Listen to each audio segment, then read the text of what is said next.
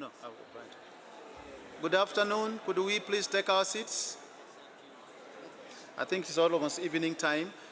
Good afternoon.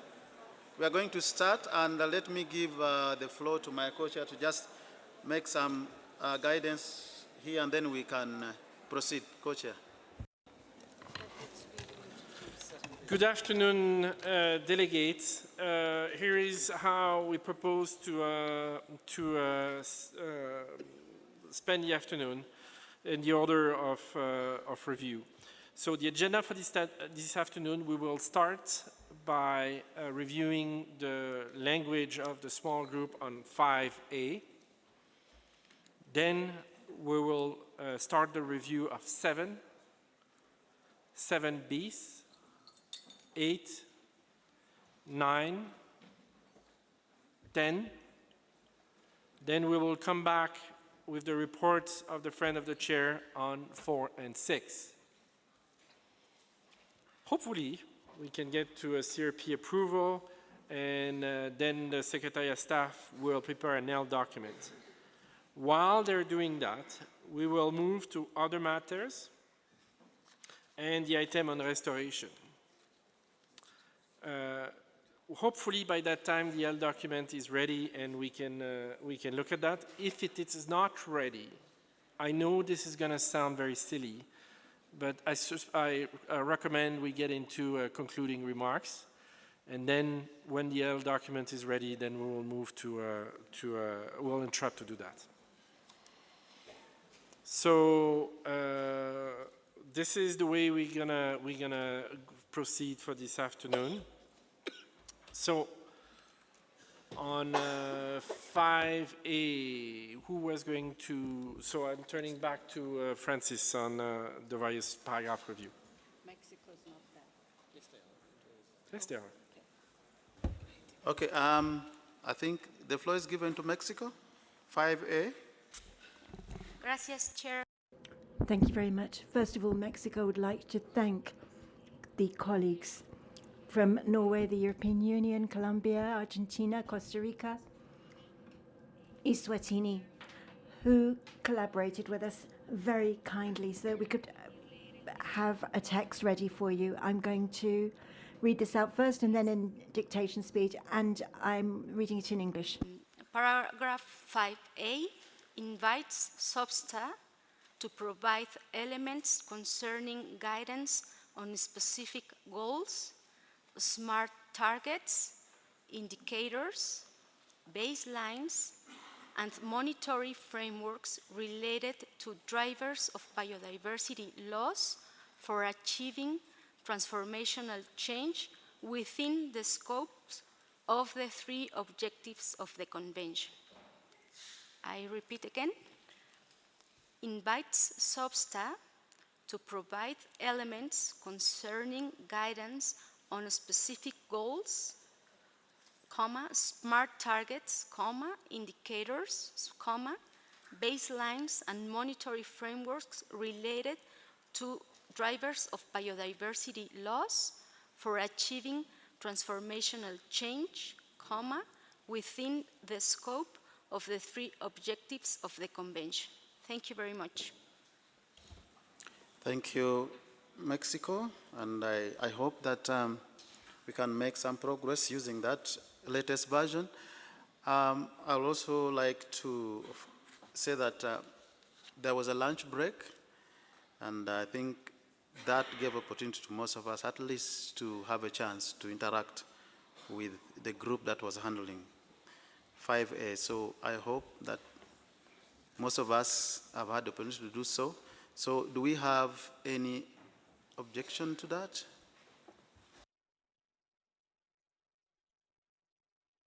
Okay, so it is agreed. Let's now go to paragraph 7 of the operation paragraphs. That is, welcomes the offer of the government of Switzerland.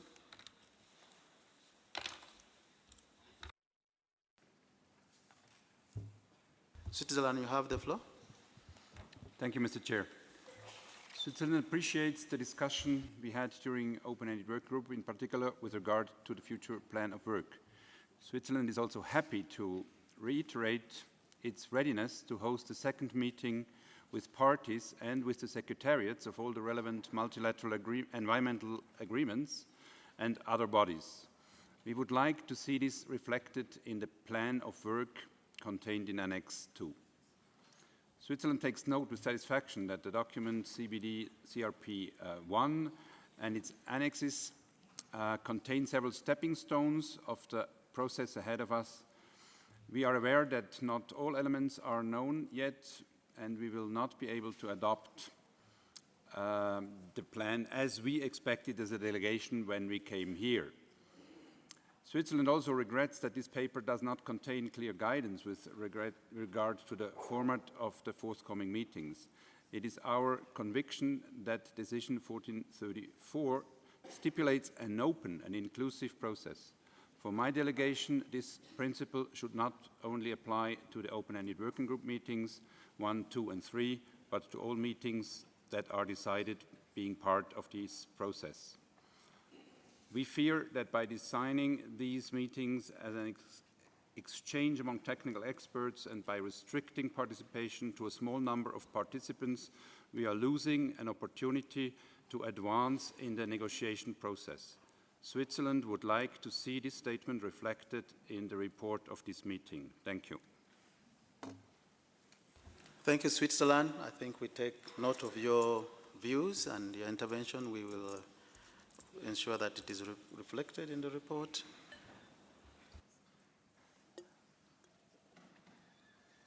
Okay, I take it that we have adopted that, agreed to paragraph 7. Let's go to paragraph 8. Sorry, 7 bis. And I would like to take this opportunity to request the Secretary to read for us in dictation speed 7 bis. Thank you, Co-Chair.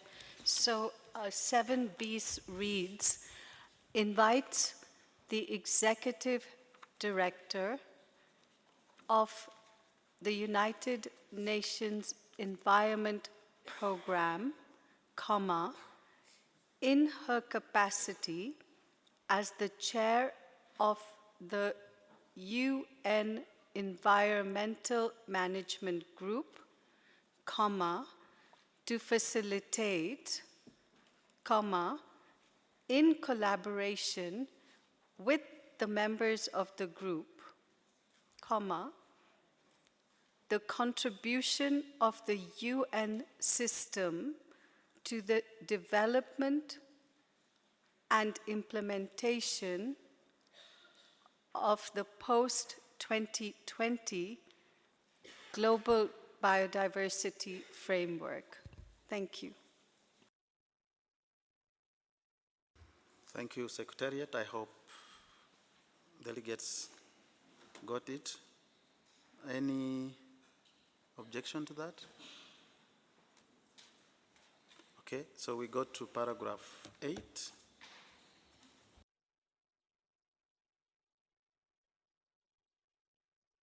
I see none. Paragraph 9. Brazil. Thank you, Mr. Chair. I just want to go back to paragraph 8, and I would like to add after provide inputs for the consideration of the working group.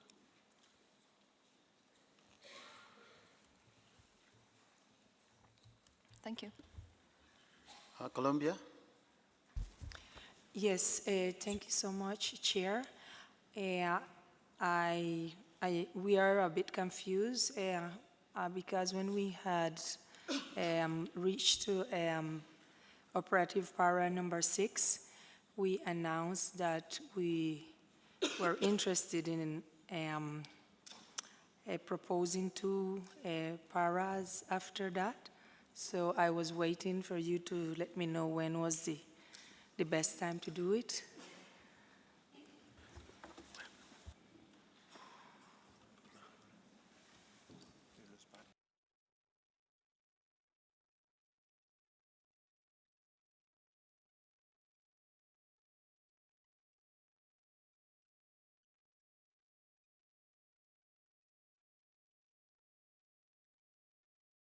Thank you. Was Colombia? Yes. Yeah, thank you, Colombia. We still have paragraph 6 on our radar, so when we get there, we will tell you, because we are going to get update from the group that, the Friends of the Chair, that considered this. So please do give us time to handle this one, then we'll be getting there. With that, let's go to paragraph, we're on 8. I think 8 is done with the amendment from Brazil. 9.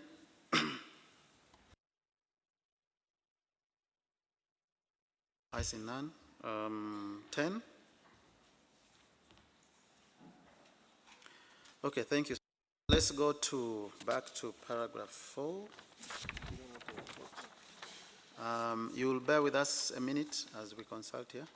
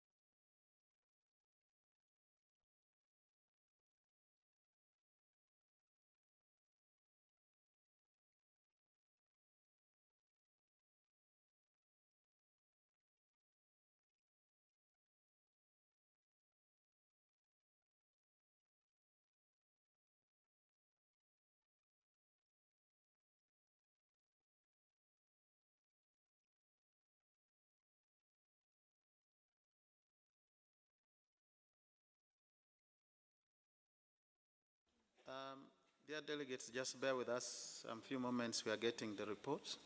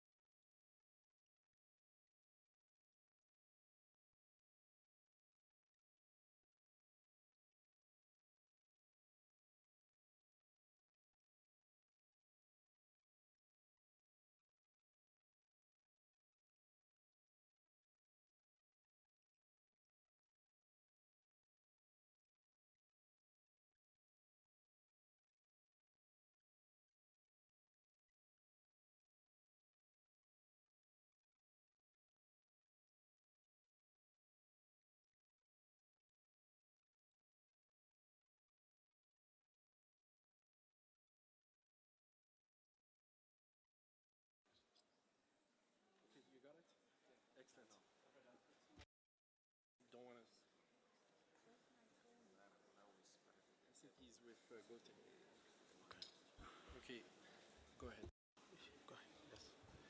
Delegates, sorry for making you wait. We're now ready to have the report on 4 and 6. Norway, with your kind indulgence, could you please read the report of the fantastic work that took place over lunch? Thank you.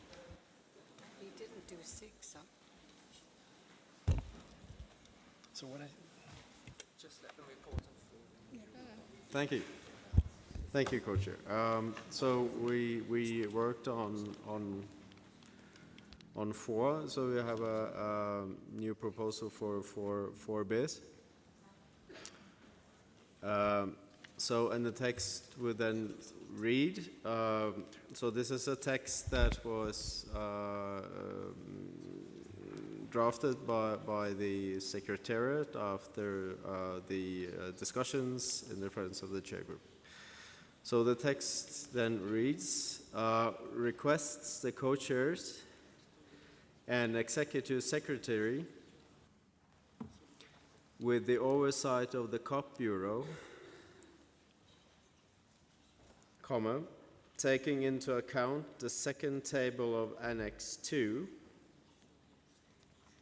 and then it says unofficial meetings in brackets, and making use of the revised concept notes, comma, to prepare a detailed work plan, comma, which outlines a strategic concept for consultations and workshops, comma, and the mandate and modalities for how parties and others can engage in each meeting, comma, recognizing that the annex will be a living document and clarifying how each output will be considered in the development of the post-2020 framework, and to present it at the informal session on November 24th, 2019. And the annex will then be split into 3 tables.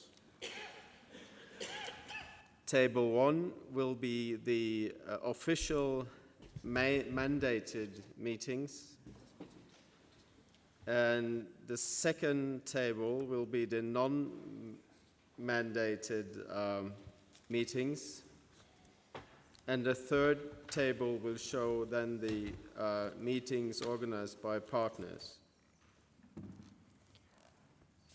Thank you, Chair. Thank you. As I have a flickering disco microphone now. Colleagues, comment on this proposal.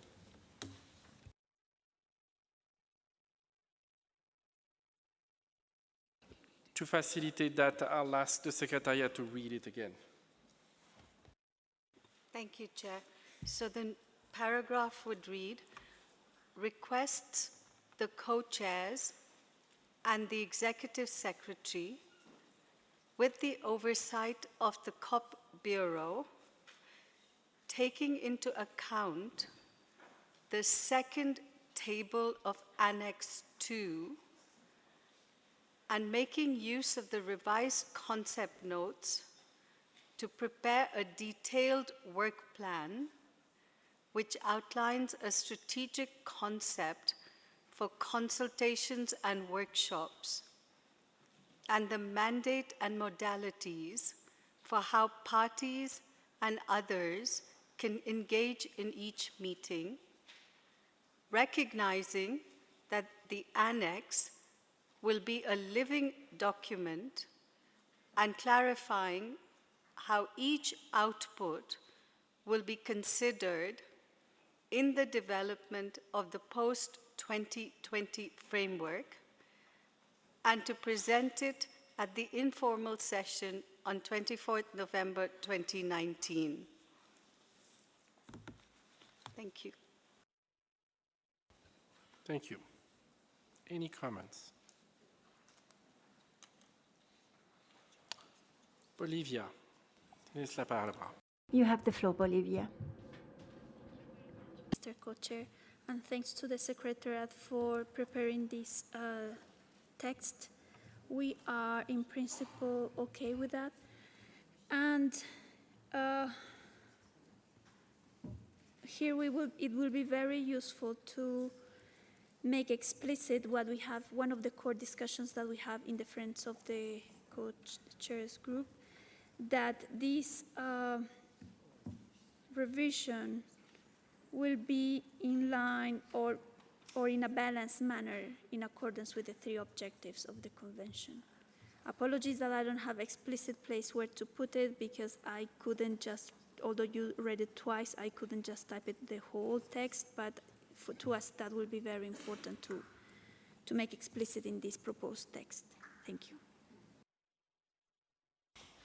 Thank you, Bolivia. I understand the Secretary has a proposal that undoubtedly will be elegant.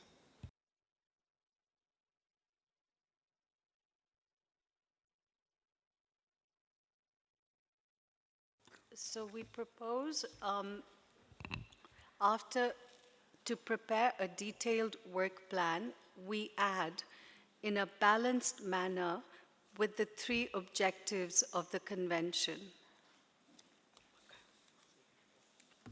Thank you. Thank you. Seeing no other requests for the floor, we consider this paragraph approved. Thank you. I'll pass it back for my co-chair.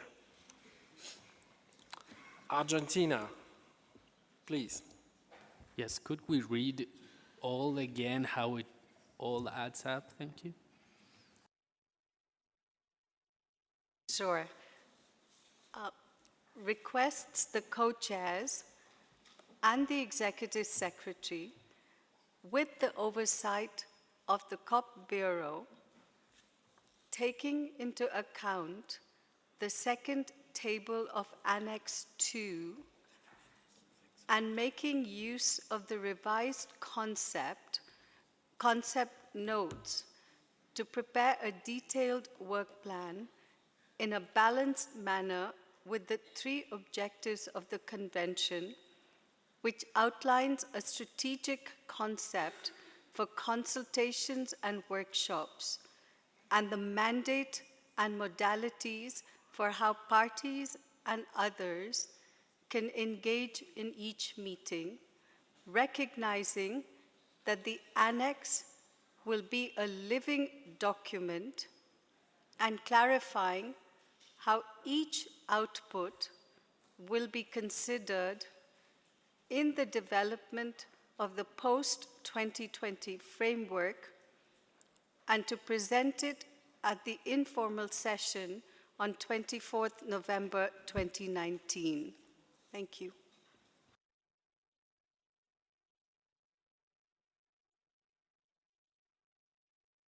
Colleagues, before we move to further comments on that, I just want to outline, we've tried this morning to have a discussion to resolve this in plenary. I think a group made very genuine efforts to resolve it in a smaller group. Time is running out, so I hope you have brief comments, and if we cannot reach consensus on that at this point, we will have to move on. So with that in mind, Mexico. Gracias. Thank you very much, Mr. Co-Chair. Of course, we will try to make sure that this turns out well. We would like to see that there's consistency when we mention making use of the revised concept note, whereas in paragraph 3, we're referring to, in English, the preliminary views as contained in Annex 1. if we're speaking about the same document, then it would be better if we mentioned the concept note in the same way or referred to Annex 1. Thank you. Thank you, Mexico.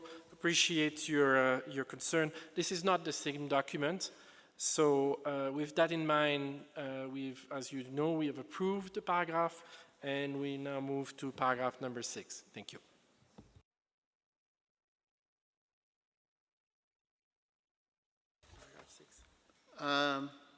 Thank you, Co-Chair. My understanding is that we are on paragraph 6. I see Bolivia. Thanks, Mr. Co-Chair, and apologies that let me go back real quick to paragraph 4. Just to say that we are very much in favor of the text as suggested by the Secretariat with our own amendment. Just in the second reading, perhaps of the tiredness, I just want to be sure that the mentioning of the 3 objectives of the Convention, it includes in a balanced manner. That's very crucial to us, and I think I missed that in the second reading. Apologies for that. Secretariat?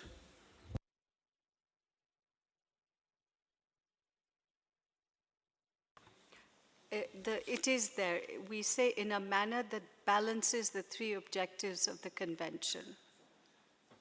Okay.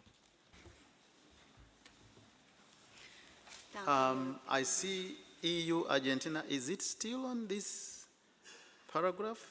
Or are you now going to go to 6? I would really beg that we go to...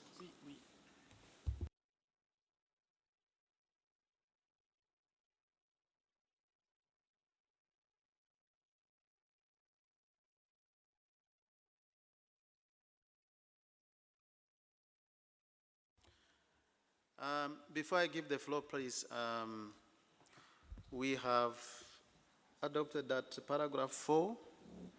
And let's go to 6, European Union. Thank you very much.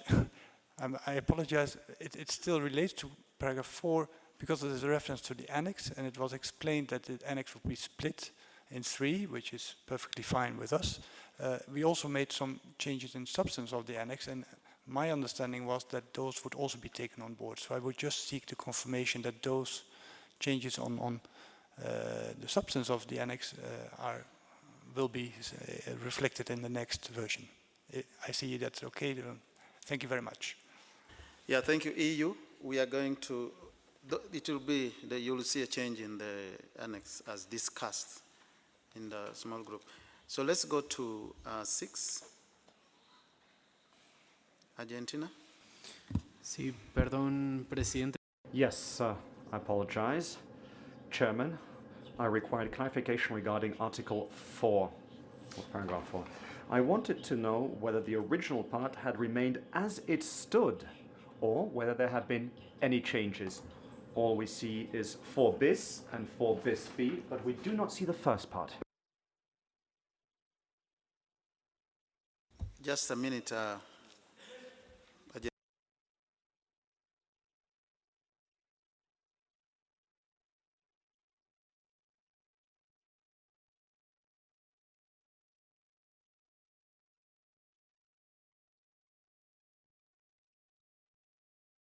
Yeah, Argentina, that particular paragraph was split into 2. The first one is much shorter. So what we were discussing was the 4 bis. So the shorter version is still there, the first one.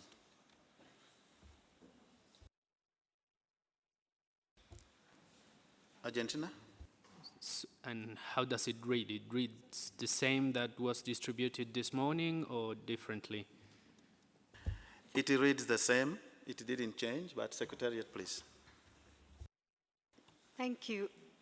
It reads, takes note of the preliminary list of meetings, consultations, and workshops for the development of the post-2020 Global Biodiversity Framework contained in Annex 2.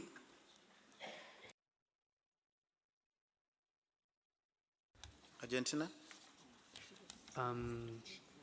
Sí, and so for me, interesting if we could add here that now we have 3 tables on Annex 2. So Annex Table 1 with the official meetings mandated by COP14, Table 2 with the preliminary list of thematic consultations proposed by the co-chairs, and Annex 3 with the rest of the meetings that are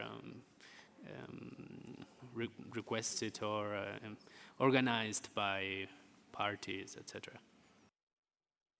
Just a minute.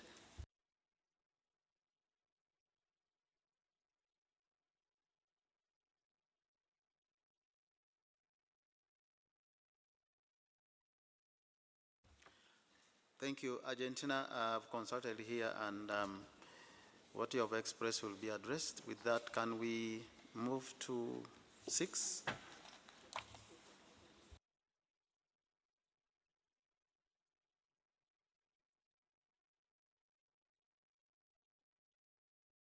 We're on paragraph 6.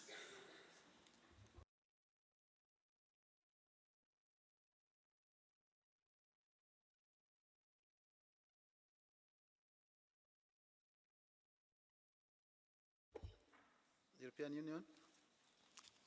Thank you very much. I think we discussed this paragraph earlier and we made some suggestions, but perhaps it's good if you could read out what now the version is on the table, and if need be, I would be happy to repeat the suggestions we made earlier. Secretariat? Just a minute.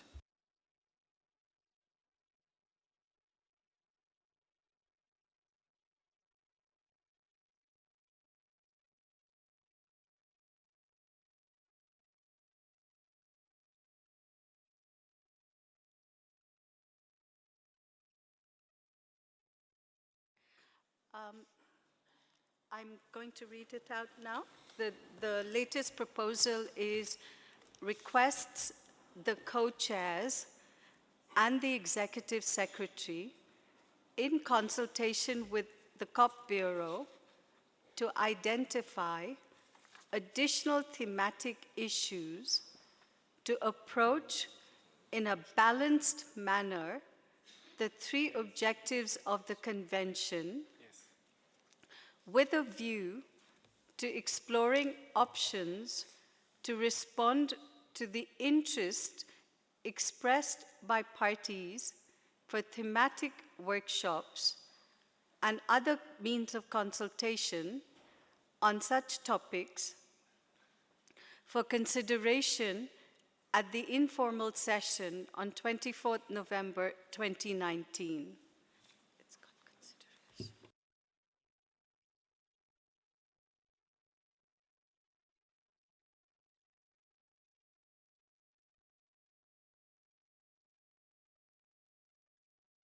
Okay, co-chair. Thank you. And hearing it now with the change we've made to 4, and 4 bis, I suggest that this paragraph is redundant and could be removed.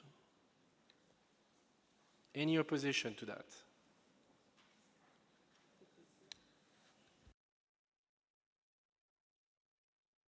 Bolivia. Thanks, Mr. Co-Chair.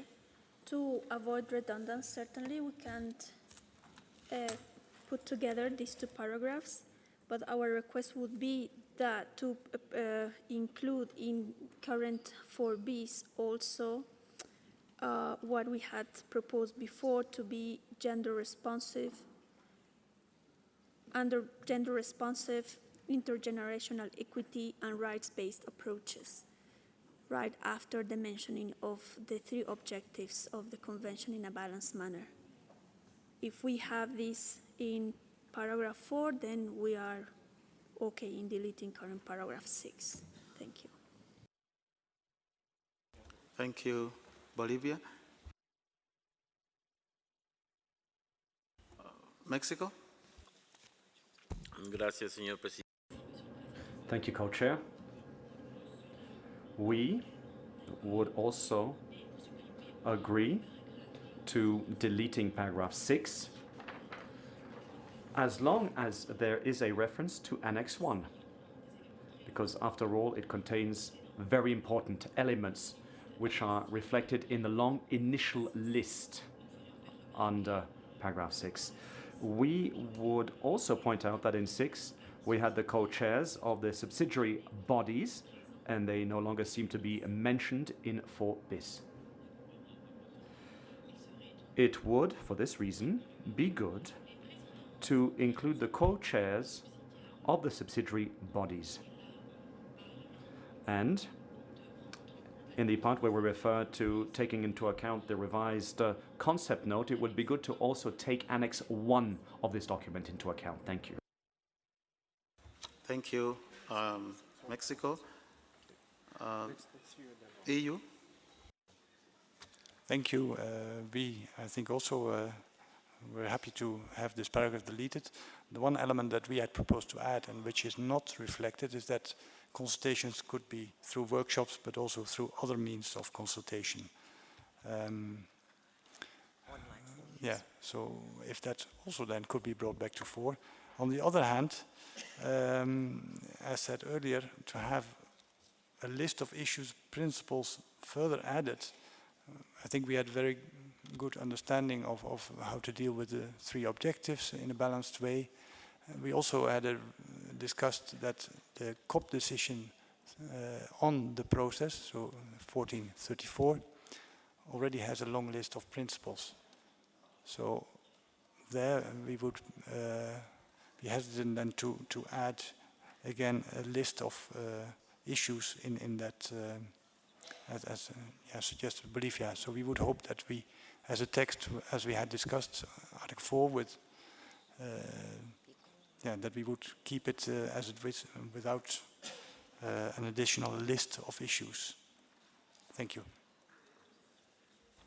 Thank you, EU. I see there are a lot of suggestions on improving paragraph 4, but also that this one could be deleted. Argentina, then we find a way forward. Sí, gracias, señor presidente. Yes, thank you so much, Chair. We entirely agree with the fact that there's some overlap and redundancies between 4 and 6. However, there are elements which are not reflected in 4, and we would like to see them there, however. I'll give you an example. The last part, where it says with a view of exploring options to respond. Please for consideration in the informal session on 24th November. Entonces, la parte de... This is the part on the informal session on the 24th of November. The one that has been planned for the 24th of November 2019 hasn't been fully taken into account in 4, and we'd like to see it here. Thank you. Thank you, Argentina. Give us some few minutes here to see how this text now look like.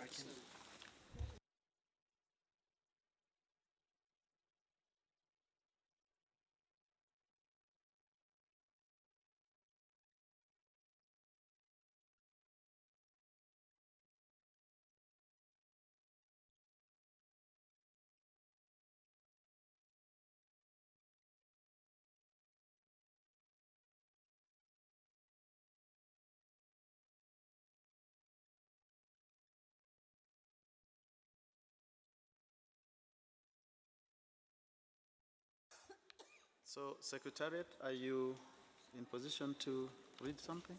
A moment, okay. Secretary, I found some clever way, I think, to address the various requests, so bear with us for a second.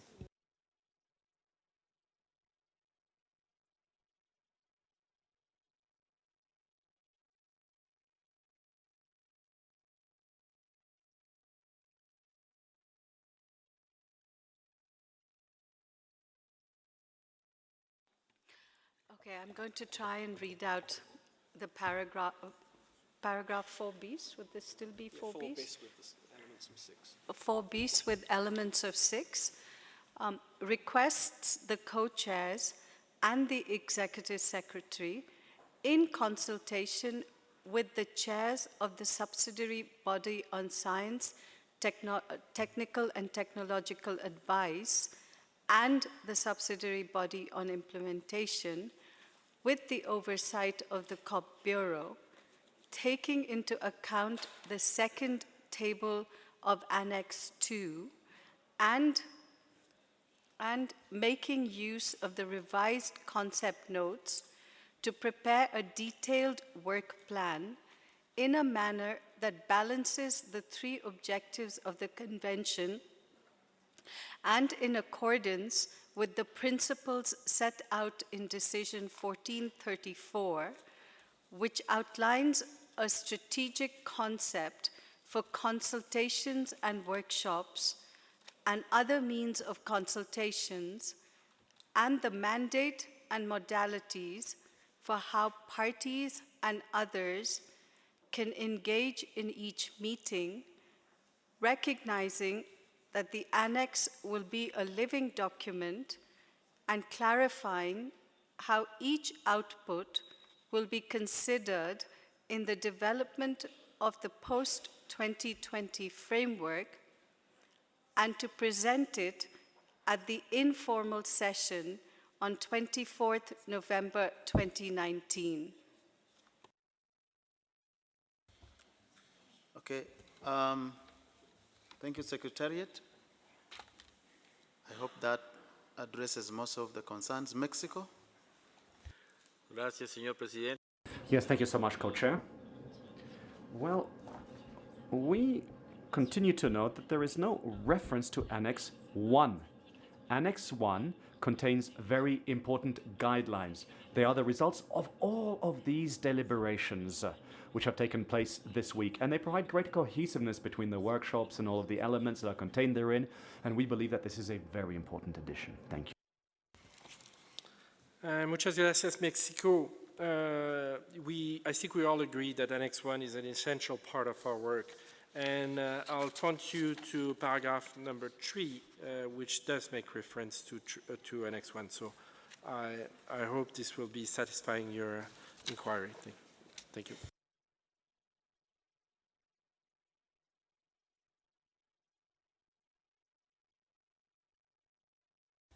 Okay. I think with that, Mexico? Gracias, señor presidente, pero el párrafo. Thank you so much, Chairman. Paragraph 3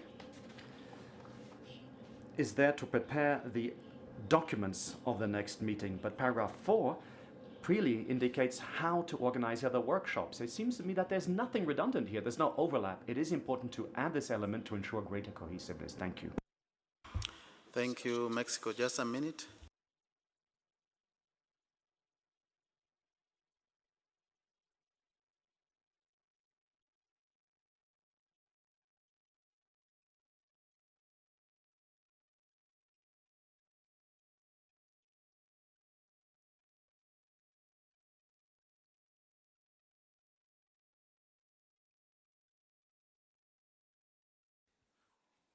Thank you, Mexico. We see the difference, and we have a proposal for you to reach your objective, perhaps in a different way, that it would be more consensual. Secretariat, could you please read?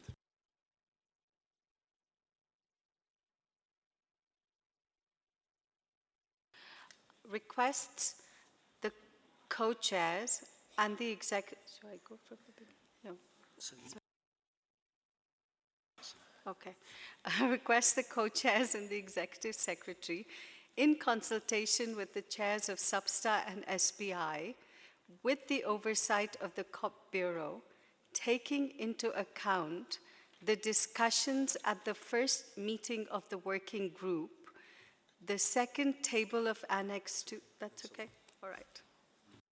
Thank you, Secretariat. I see nodding on Mexico's side, so excellent.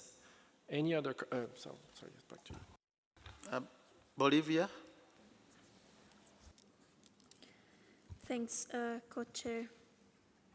We are okay with the last addition on mentioning the discussions of this first meeting. We know that there is a decision that addresses the many aspects that are important on the approach for the process. But we believe that in this consultation and in these thematic workshops, it's very important to be explicit on being gender responsive, to try to reach intergenerational equity, and also that needs to be based on, rights-based, based on rights, these right holders. Sorry, we are very tired. So we kindly would like to ask that also this is be reflected, because that's part also of the approaches that we are seeking for organizing and carrying out these thematic consultations and workshops and other means for having inputs and insights for the post-2020. So once again, kindly I would like to ask for the help of the Secretariat to reflect in this in the text. Thank you. Thank you, Bolivia. Just a moment here.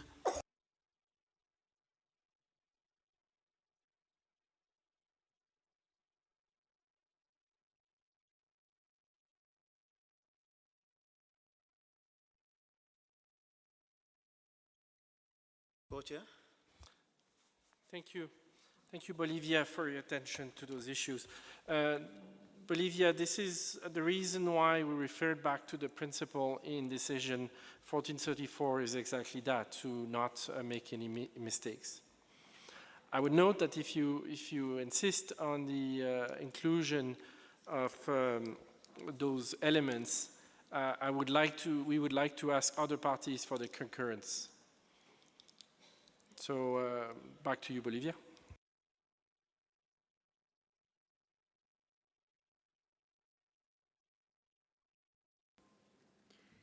Thanks, Mr. Co-Chair. Then we understand that this is reflected in the document that is mentioned here, but it's also very important, as mentioned before, to make it explicitly so. So if any party opposes, we will be very happy to be reflected, but if there is opposition, we are not going to get stuck on this and we'll go with the text that you propose, but we would like to hear from other parties if someone rejects this suggestion. Thank you.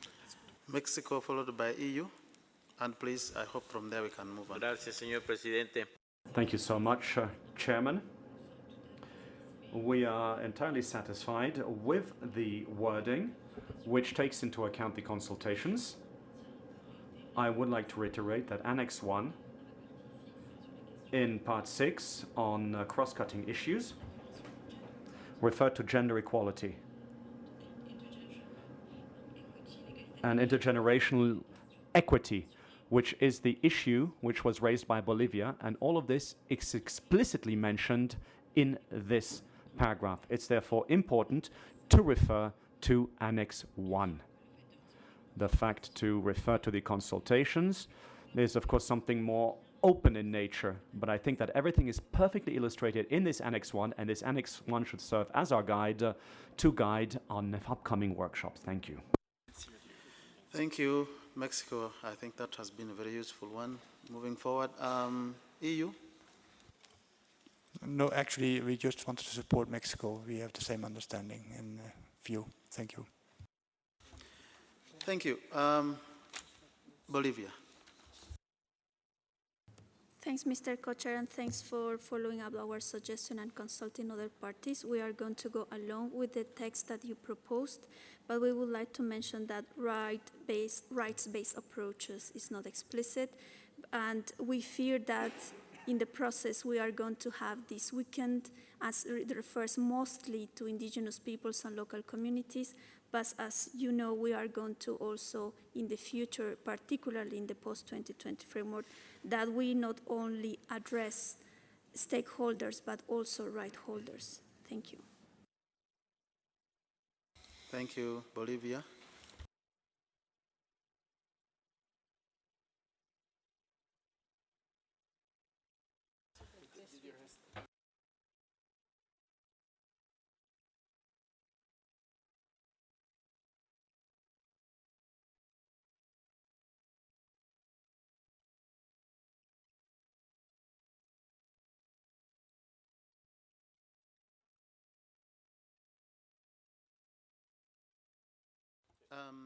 Thank you, Bolivia. I think you've made your point. We take note of that.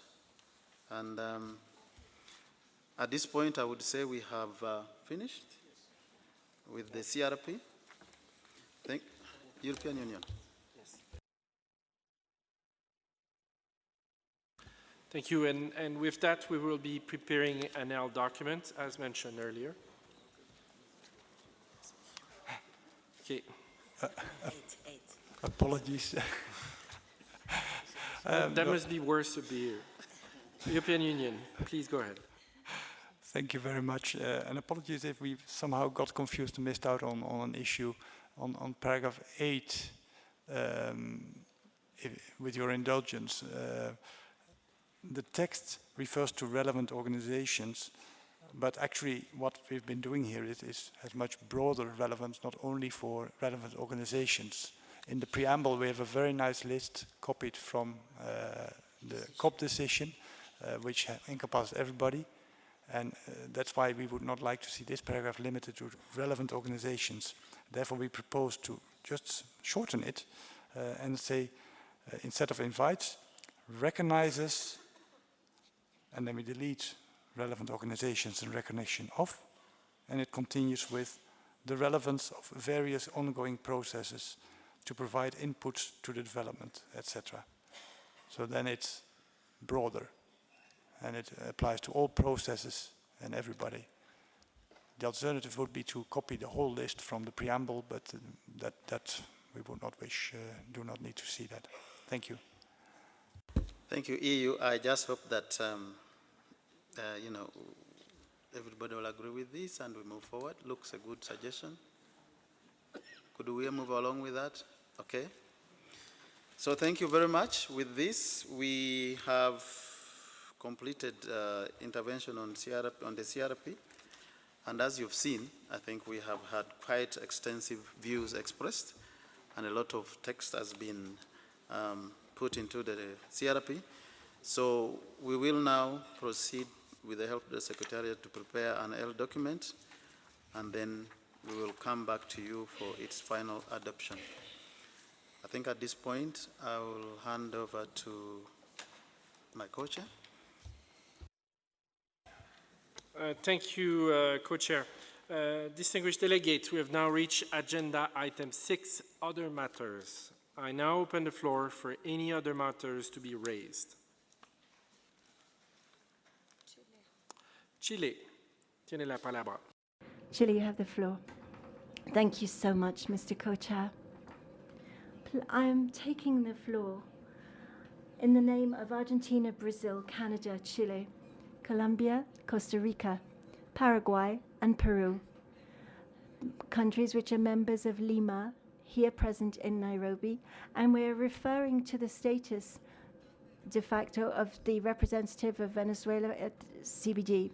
Our countries do not recognize the illegitimate regime of Nicolas Maduro in Venezuela in accordance with Resolution 111719 of the Secretary Council of the Organization of American States, which was signed in January. The governments of the Group of Lima, with more than 50 other countries in the world, recognize and support Mr. Juan Guaidó as the interim president of Venezuela in accordance with its constitution. And furthermore to this decision, we do not recognize the representative of the illegitimate regime of Nicolas Maduro to this Convention on Biological Diversity, and particularly in the open-ended working group in the context of the post-2020 global framework. Our participation in the meetings of the OEWG on the post-2020 biodiversity framework does not mean that we have tacitly recognized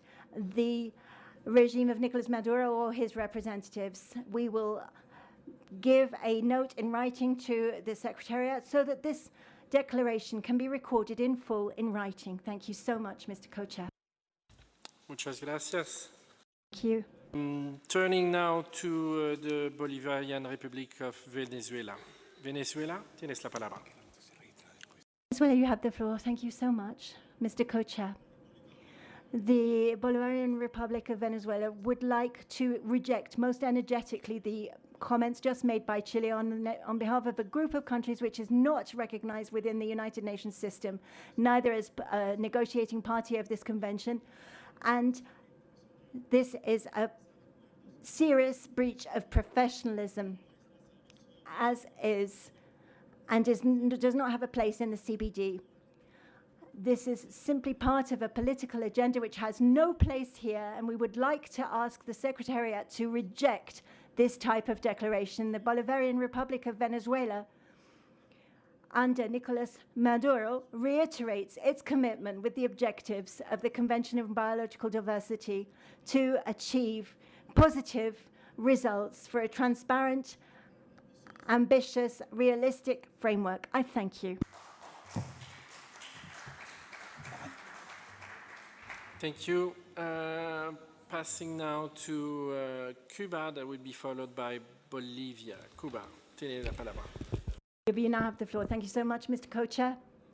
We are concerned and must draw attention to the intervention made by Chile on behalf of many countries, particularly because none of these parties have mentioned what we should do under the 3 objectives of the CBD. So we believe that this is outside the scope of this forum, and it does not respect the efforts that we've been making throughout the whole of this week, morning, afternoon, and night. And we believe that they are taking advantage in a somewhat spurious way to bring in a political agenda that is very specific and relates to the government of Nicolas Maduro. For us, the issue of Venezuela is an issue of national sovereignty and should be resolved amongst Venezuelans themselves.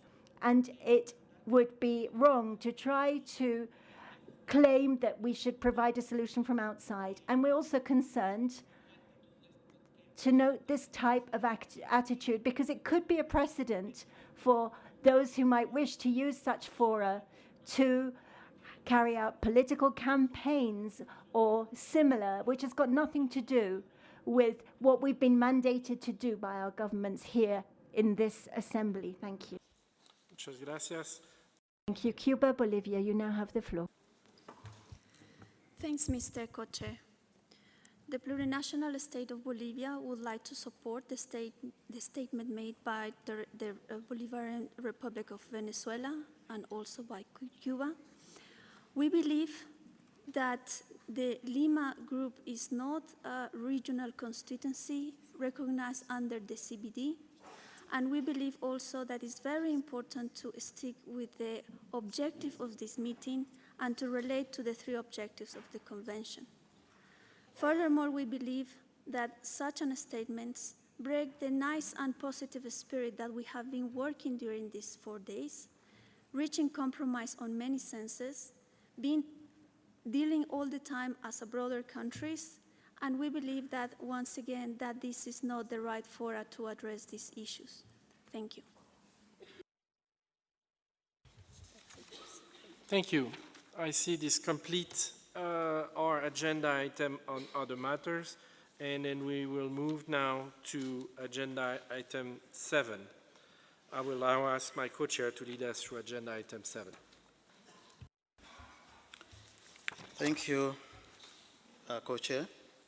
Delegates, we now come to document CBD/WG 2020/1/L1, which is the draft report of the first meeting of the working group.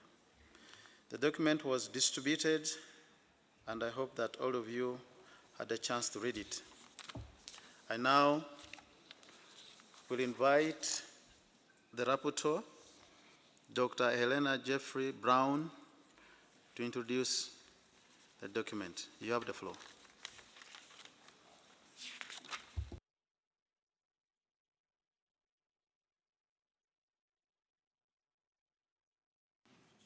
Thank you, Chair, Co-Chair, Co-Chairs, distinguished delegates.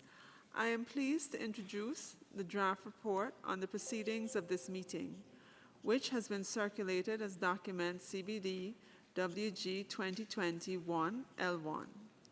As is customary with meetings under the Convention and the Protocol, the report is largely a procedural one. It reflects the statements made at the opening session.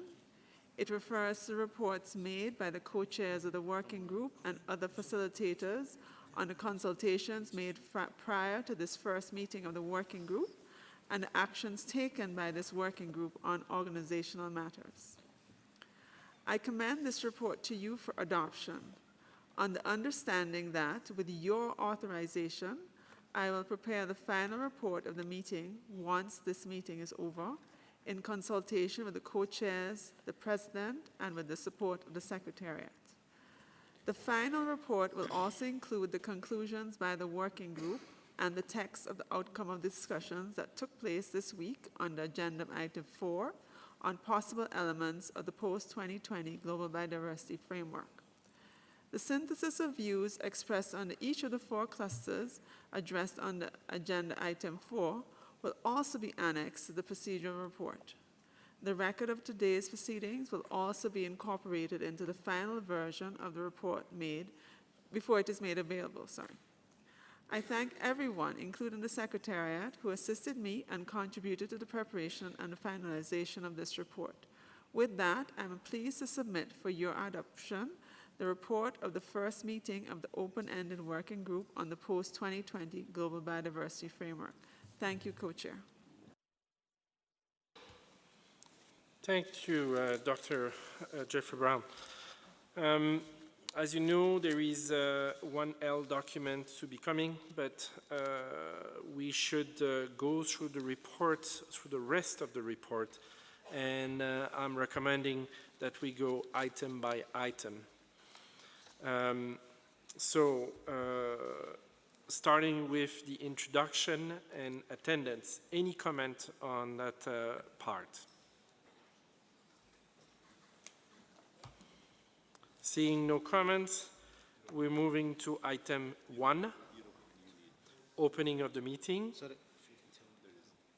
Oh, I see 2 lights. So, your opinion, you have the floor. Thank you, Mr. Chair.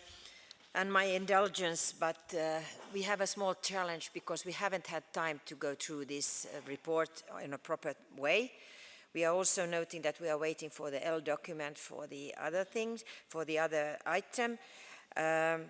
Could we have please 10-15 minutes time to read through it, because we feel a little bit uncomfortable. Thank you so much. Thank you, that's a very valid suggestion. So if that is agreeable to the rest of the audience, I recommend that we move to agenda item 8, and we'll come back to this item after 8. So does that work? Does that work for you, European Union? Just signal by hand. Okay. All right. Agenda item 8. I'm looking for the presidency.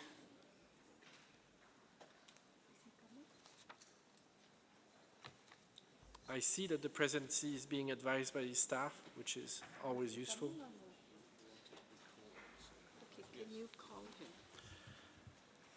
Egypt, President of the Bureau, would you be willing to come to the podium for agenda item number 8?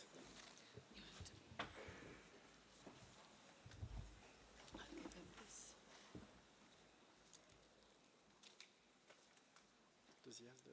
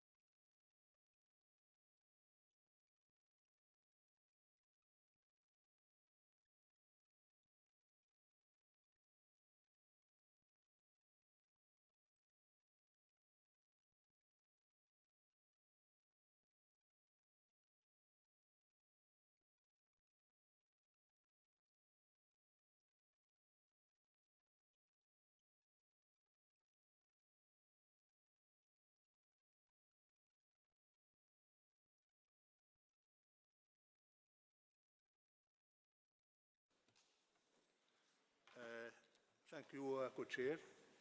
I would like to start this afternoon session with a briefing on the preparation for the UN Decade on Ecosystem Restoration, 2021-2030. I would like to invite UNEP to have the floor.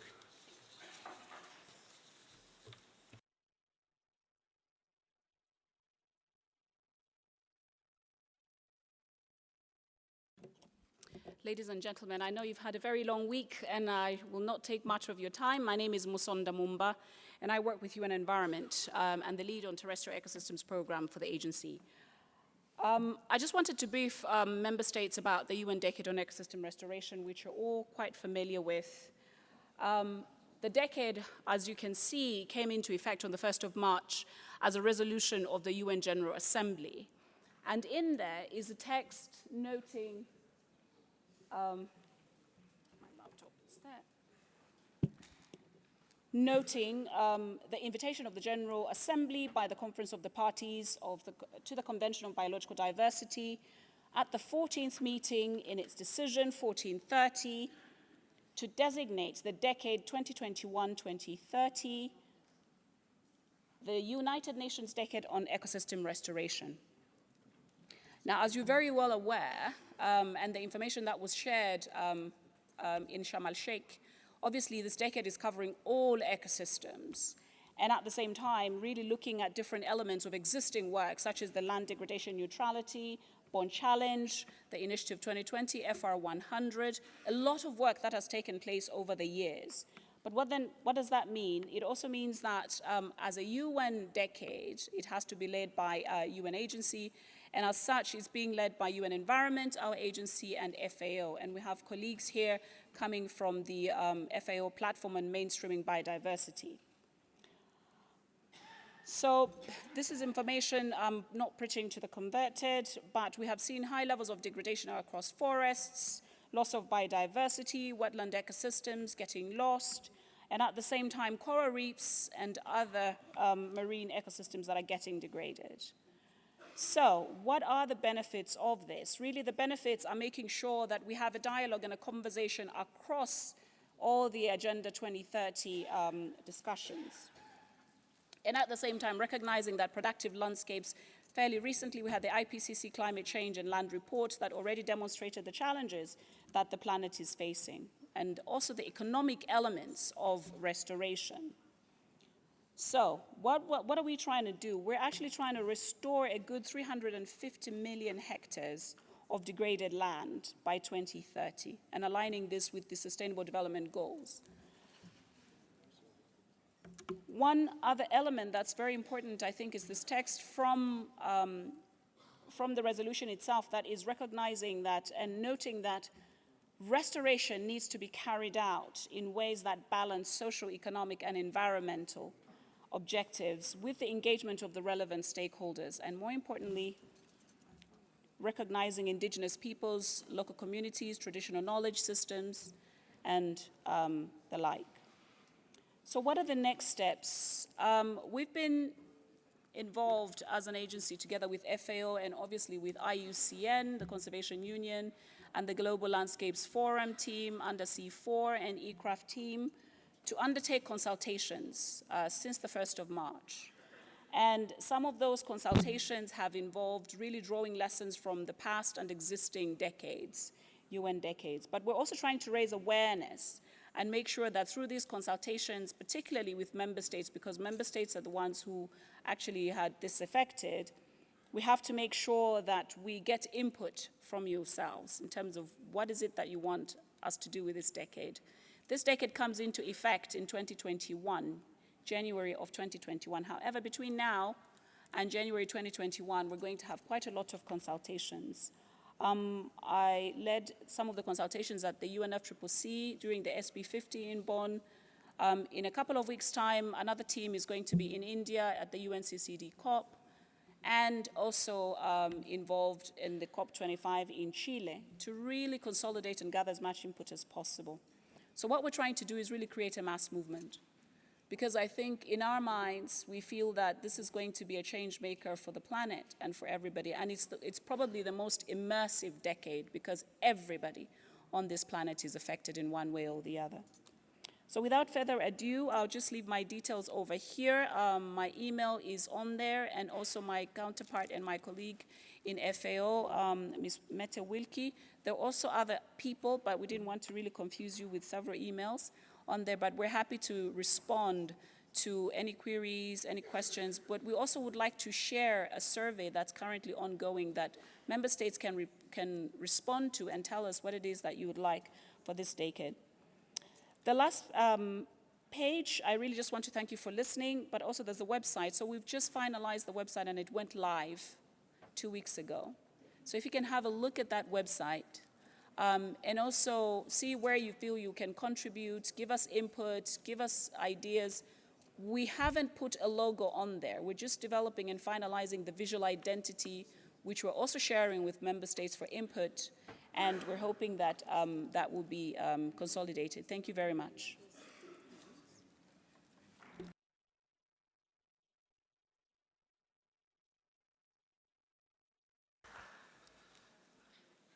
Thank you, Ms. Mumba, for this very interesting presentation.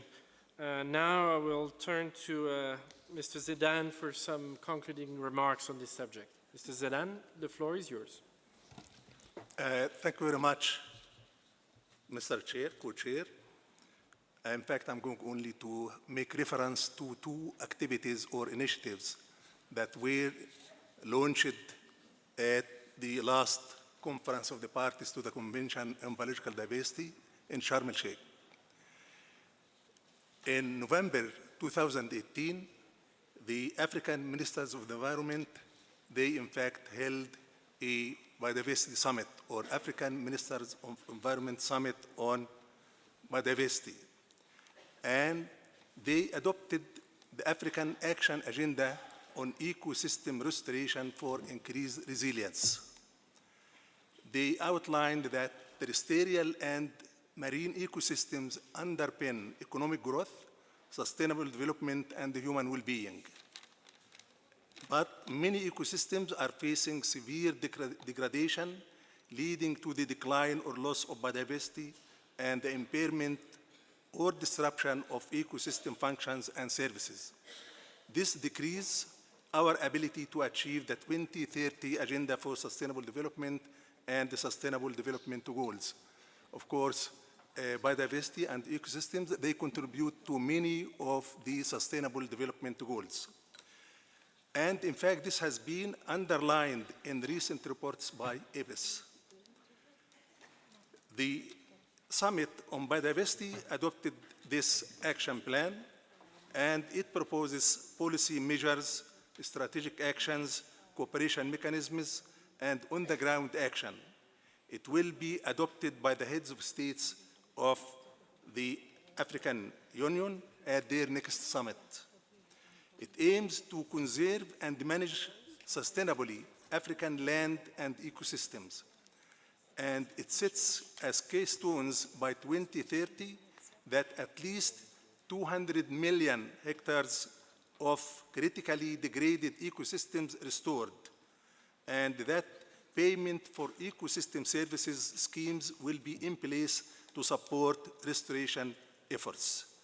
The implementation of the action agenda is coordinated by NEPAD in collaboration with UNEP and other organizations. Thank you. Thank you very much, Dr. Zedan. As just to explain the change in the agenda, as you know, delegates, you needed some time to review the reports, and the Secretariat is busy preparing the LDocs. So we've decided to go ahead with some of the closing remarks. Be assured that we will come back with approval of the L document and the report. So with your indulgence, I will continue with this agenda item, and we have the pleasure to invite Dr. Christina Pascoe-Palmer, Executive Secretary, to address this meeting. Dr. Palmer, you have the floor. Merci. Thank you very much, Mr. Co-Chair. Delegates and dear colleagues, I think if I may put things in the context of the COP15 and make reference to an ancient Chinese philosopher, Lao Tzu, who had a well-known saying that the journey of 1,000 miles begins with one step. And I think together this week we have taken the critical first step on our journey to Kunming, China, and the new post-2020 global biodiversity framework that the world needs and very much deserves urgently. I would like to congratulate warmly all of you on a successful first open-ended working group. Over the past 4 days, you have worked with diligence, patience, and a shared spirit of cooperation. And through your active engagement, you have made progress on shaping the scope and the key elements of the structure for the Global Biodiversity Framework. I would like to thank again our colleagues in UNEP for hosting us here in Nairobi. And likewise, I would like to congratulate our co-chairs, Basile and Francis, who have facilitated a broad set of inputs that provided a basis for these constructive discussions. I'm certain that continued use of an inclusive approach will ensure our success throughout the coming year. A special and deep-felt thank you also goes to the governments of Austria, Finland, Germany, Sweden, Switzerland, and the United Kingdom, as well as to the European Commission for their generous support of this conference. And I would like to also especially thank our presidency from Egypt for guiding us this week as well. Dear delegates, together you have reached some important conclusions on the path ahead. We had very good discussions on scope and elements and how the elements could be developed further. That provides a good basis for the co-chairs, with the support from the Secretariat, to prepare a zero draft and also advance on the working program. Also, I would like to note the very good spirit of collaboration and exchange of ideas. The feedback I got from most of you was that it's really good energy, and the environment, the discussions are moving smoothly. Of course, there is a lot more to do, but so far I think we have started on a very positive note. I would also like to thank the governments of the People's Republic of China and the Republic of Colombia for their generous offers to respectively host the second and the third open-ended working groups in Kunming in February and in Cali in May. The path ahead is clear, and as you have decided, we will continue a transparent and participatory, party-led and multi-stakeholder process. In addition to the two open-ended working groups, we will continue with a broad array of thematic and regional consultations to further develop the framework, as you will decide. As you all know, the framework will be a major global agreement that addresses a host of complex issues, and so I'm pleased to see that the parties are eager to move ahead on all fronts in a very constructive way. Meanwhile, we at the Secretariat will continue to elevate biodiversity into the heart of the international agenda through outreach and engagement with all partners, stakeholders, and the global public. We are witnessing unprecedented awareness and calls for action from the global public and civil society, many of whom have been here with us in Nairobi. To our delegates from the civil society, from indigenous people and local communities, from women and youth, and so many others, thank you very much for your presence, for your voice, and for your partnership. You're always welcome and always needed at the heart of this process. Now the journey continues, and it is a critical year ahead of us, full of exciting opportunities and developments. This upcoming week, the government of the People's Republic of China will host a secretariat in Beijing and Kunming, where we will announce the theme of the COP15 and advance our common work to prepare this critical conference and deliver a real, ambitious and transformative agreement. So please stay close to the social media. I think we have a very exciting team for the COP15 coming from China. It's under embargo so far, but it will be announced next week when, together with the Minister of Environment and Ecology from China, we'll have a press conference.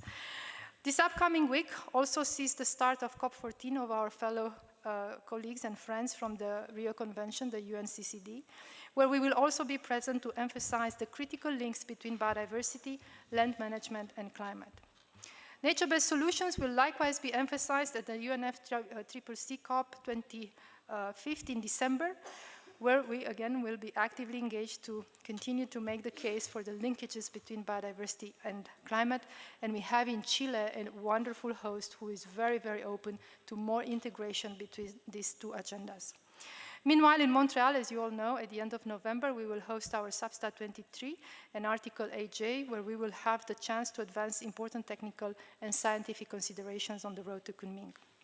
I won't outline the full slate of this year's agenda for you now, but I'll just briefly touch on a few of major highlights on the international agenda beyond our own processes, many important meetings to which we will heavily contribute with sustainable and nature-based solutions in 2020. And that includes the coming into force of the Paris Agreement next year, the start of the final 10 years of the SDGs framework, the IUCN Congress in Marseille in May, and the hosting of the UN's first Nature Summit to be held at the head of state level under the auspices of the President of the General Assembly in September next year. These meetings and milestones will also build the path towards COP15, mobilizing engagement, mobilizing attention, mobilizing the visibility that so many of you called for, and really helping spreading the message about the importance of biodiversity. The 8 million subspecies of the world, 1 million of whose immediate threat has been so well documented by IBES, cannot wait. The people of the world, whose future depends in no small part on the actions we take, cannot wait. The eyes of the world will be upon us. And we so together, I hope, will deliver a very successful COP15. Thank you very much, and good luck in the future.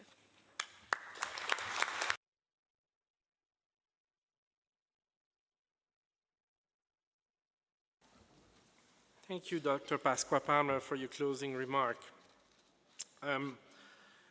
The agenda called for Francis and I to deliver some closing statements, but with the indulgence of my co-chair, we will delay that to a little bit later. We will now move to closing statement by regional representative and representative of the SIDS. The floor is now open for regional closing remark, and I see Egypt requesting the floor. Egypt, the floor is yours. Thank you, Chair, co-chairs. Egypt is pleased to deliver the statement on behalf of the African Group, and we would like to take this opportunity to appreciate the work done under this working group so far, and the spirit of discussion demonstrated by all parties during the last 4 days. We hope that such spirit will be demonstrated in the second and third sessions of the open-ended working group. Co-chairs, dear colleagues, ladies and gentlemen, the African Group would like to make the following key points for consideration in the preparation of the post-2020 biodiversity framework. On the process, the African Group welcomes the proposed thematic working group by the co-chairs. However, we would like to make the following contributions. Number one, the African Group is the view that all the issues mandated by COP14 and the COP MOBs of the Cartagena and Nagoya Protocol should be treated in a balanced manner. In addition, efforts must be made to ensure regional balance in the selection of experts to participate and ensure that outcomes of such workshops represent the perspectives of every region in a balanced manner. We further recognize the critical role played by IPLCS in the youth and women in the conservation of biodiversity, and believe they should also be well represented in the thematic group. Number two, the future work programs is such that considerable amount of work is expected to be done by the third meetings of the working group in Bogota in July 2020. This will leave us with less time for in-depth discussion on critical matters. It is our view that the work should be fast-tracked in order to facilitate early discussion of issues and to ensure that there is a fair distribution of issues among the three working groups, failing which there might be needed for more time for the third working group than currently allocated. The African Group, greatly appreciates those parties that have provided support for the participation of developing countries in the regional consultations, the thematic working groups, and the meetings of the open-ended working group in the post-2020 framework. We encourage other parties to support participation of developing countries in the proposed future program of the working group. Number 4, we as African group, we have done considerable work all together in the past 4 days in this discussion group. However, the African group requests clarity on such work will continue in the formal negotiations moving forward. We do trust that our able co-chairs will ensure that the progress made under the discussion group form the basis of negotiation in the next meeting of the working group in Penang. On substantial matter, African group would like to emphasize the equal importance of all 3 objectives of the conventions. In the African context, conservation measures are incentivized by the benefits from the biodiversity and ecosystem services. It is therefore impossible to have effective conservation without sustainable consumption and equitable sharing of benefits. We further reiterate. Thank you, Egypt. We'll now turn to New Zealand. New Zealand, you have the floor. Thank you, Co-Chair. New Zealand is also speaking on behalf of Australia, Canada, Iceland, Israel, Norway and Switzerland as members of the JustGans group, which form part of the WEOG regional group. We would like to again register our appreciation to the Kenyan government and UN Environment for their kind hospitality, and to the co-chairs and the CBD Secretariat for their hard work organising this important meeting. We also thank the co-chairs for their considerable efforts to date. We support your work and have full confidence in you, and we stand ready to provide what support we can throughout the process. The post-2020 process is now well underway. It requires new ways of thinking and working. In this light, we have found the information sessions highly informative and think they are a useful model to take forward. There is a lot of work to do if we are to conclude an ambitious, transformative and effective post-2020 framework in Kunming. And there is very little time to complete that work.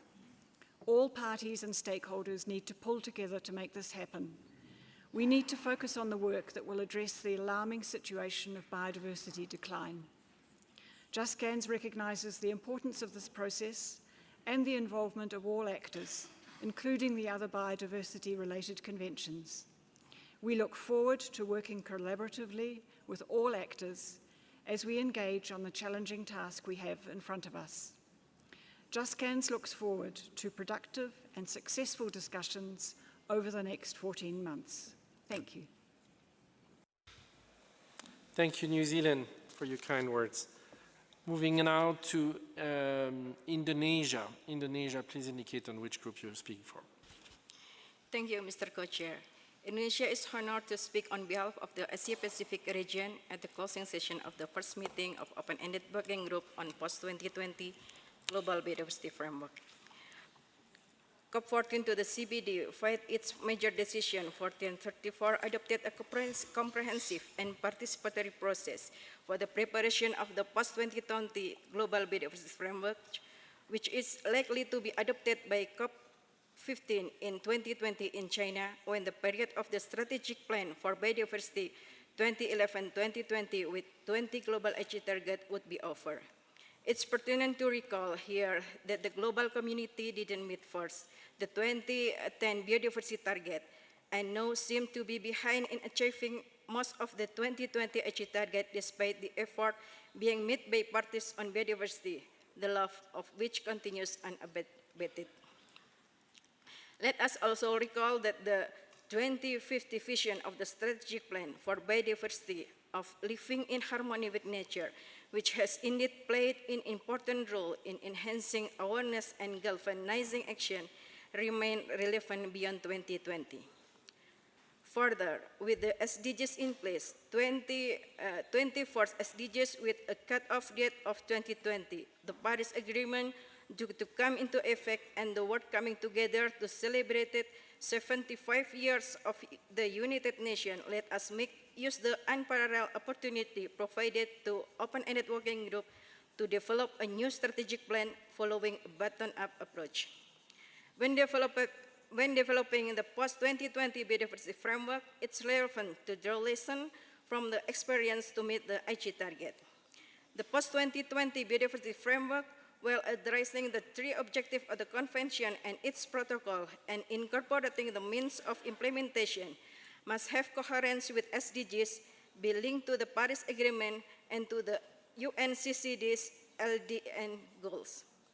The post-2020 framework must help each party to realize their social, economic, and ecological goals through the 2050 vision by developing specific, measurable, ambitious, realistic, and scalable targets.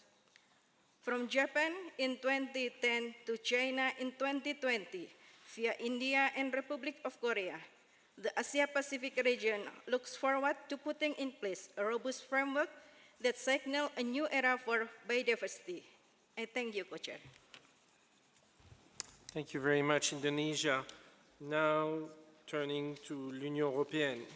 L'Union européenne, la parole est à vous. The European Union, you have the floor. Merci, Monsieur le Président. Just before turning to that, to making the closing statement, I just want to reiterate that actually we have read the report and we have some major concerns. So we really have to go back to item 7, just to flag that. And I have now the honor, distinguished co-chairs, distinguished colleagues, ladies and gentlemen, to speak on behalf of the European Union and its member states and deliver our closing statement. We would like to thank the co-chairs, Francis and Basil, of the open-ended working group, but also the co-chairs of the discussion groups, as well as the Secretariat for your tireless work in getting us through this important meeting. We very much appreciate the very constructive and highly interesting interventions that were made by the parties, stakeholders, and observers during this week.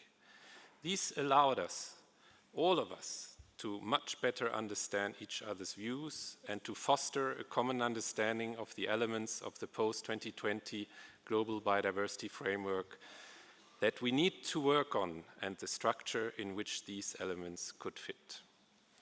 We welcome in particular the broad understanding of the need for transformative change that requires urgently addressing simultaneously the direct and indirect drivers of biodiversity loss identified in the IPBES Global Assessment through smart targets.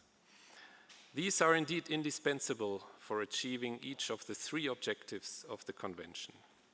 We also welcome the readiness to investigate options for an inspirational and motivating 2030 mission as a stepping stone towards the 2050 vision, as well as the call for a clear, logical structure that links the various elements. Ultimately, the framework should address 4 simple questions. 1, where do we want to be in 2050 or in 2030? 2, what actions are needed to get there? 3, what are the requisite for the enabling condition? What are the requisite enabling conditions? And 4, how do we ensure effective implementation? Distinguished co-chairs, recognizing that it will be subject to further work, we welcome the work program that will allow us, all of us, to jointly engage in a transparent and inclusive process so as to allow the co-chairs to bring their work to a successful end. It will be very important to ensure a very thorough, timely, and effective preparation of the thematic workshops, and that the CBD Secretariat and the co-chairs work in close cooperation and under appropriate oversight of the COP Bureau. The EU and its member states would like to thank all of those who have already committed to support or host several of these meetings. In particular, China for hosting the 2nd and Colombia for hosting the 3rd meeting of the open-ended working group, and all the other parties and organizations that will support the thematic workshops and the other events. We also would recall the relevance of the IUCN World Conservation Congress that will be hosted by our member state, France, in 2020. Distinguished co-chairs, dear delegates, the task ahead of us is daunting. We have less than 500 days to Kunming, but we will succeed. We will succeed because we all know that we are not allowed to fail. Planet Earth is in crisis, and this convention has a central role to play to bring us back to a sustainable path. We have all listened carefully to the statements made by the representatives of the youth. We simply owe it to them that we do all we possibly can so that future generations will be able to live in harmony with nature. You can count on the European Union and its member states to continue to fully engage in this important work. Thank you. Thank you, European Union, for these inspiring words. Costa Rica tiene la palabra. I will speak in the name of Costa Rica, and I will speak in Spanish. Costa Rica would like to thank the co-chairs, the executive secretary, and the team for the organization of this meeting. All of the strategic processes require a high level of ambitious vision. Costa Rica believes that having a vision for 2050 for the strategic framework of biodiversity could be very late if we take into account the crisis that we are undergoing in terms of loss of biodiversity and pollution. We consider that the vision must be strengthened by the objectives of sustainable development of the Agenda 2030. If it's our wish to develop strategic strategies, indicators, and goals, they must include all of the whole range of problems that affect biodiversity. We cannot see biodiversity as we did in the 1990s in an isolated manner. We need to see the links. It's part of a large chain. We must take science as its basis to seek out the causes and the solutions, and we must learn our lessons from the past. Negotiations on the mobilization of finances must be aligned and move in parallel with the negotiations of the targets and indicators. We need to think out to the box, not only climate change, not only pollution or any other particular issue. They are all linked. We have to find the synergies between biodiversity, climate change, and pollution. In this and other areas, the synergies that we can find so that we can bring about real change. We need to look forwards to find the co-benefits in these areas so that we can ensure that we carry out the will of our leaders throughout the world.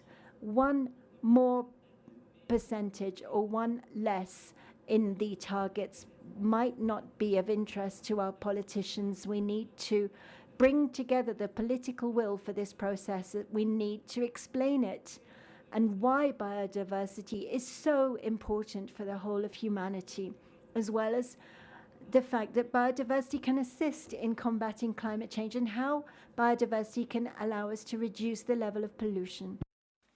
Thank you, Costa Rica. Colleagues, we're inviting regional statements. So from now on, I will ask you, before you start, to indicate which region you're speaking on behalf. Bahamas, you request the floor. The Bahamas is speaking on behalf of the small island developing states represented at this meeting. The SIDS would like to echo what many parties have stated here, that the post-2020 Global Biodiversity Framework has to be an ambitious and robust framework for restoring global biodiversity. This will require an enormous amount of work in preparation for its adoption at COP15. Therefore, we would like to make note of several issues of importance to our countries. Similar to other parties, we support possible structures of the framework that include the 2050 vision, incorporates the 3 objectives of the convention, addresses direct and indirect drivers of biodiversity loss identified by IPBEs, include the 2030 agenda, and integrate biodiversity and ABS, which would all be supported by means for implementation. We agree that targets need to be smart and realistic with clear baselines to assess progress, and associated indicators should have monitoring and evaluation components. However, we note that at national levels, indicators have already been established, and as such, the framework should take that into consideration. Resource mobilization will be critical for implementation. We support the notion that additional new and predictable financial resources are needed to enable full implementation of the framework. We would like to emphasize the special needs and circumstances of least developed countries and small island developing states. Clarity on the parties' input into consultation is especially needed, and we look forward to working with everyone to ensure that we develop the framework. Thank you, Mr. Co-Chair. Thank you, Bahamas. Before moving on to the next speaker, I want to inform you that the L document is now posted, and I'm turning to the Secretariat to give us some detail on the structure of these documents. Thank you, Co-Chair. Dear delegates, the L document 2, which contains the conclusions of this meeting that we approved as a CRP earlier this afternoon, is now available on the website. Please note that it's in two parts: the main text and the annex with the 3 tables of the meetings. The English is available now, and the languages will follow in due course. Thank you. Thank you, Secretariat. Albania, please take the floor.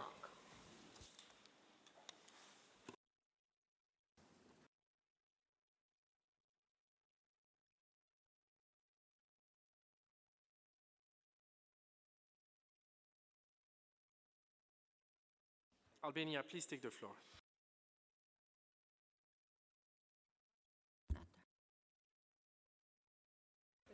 Okay. China, as incoming presidency, please take the floor.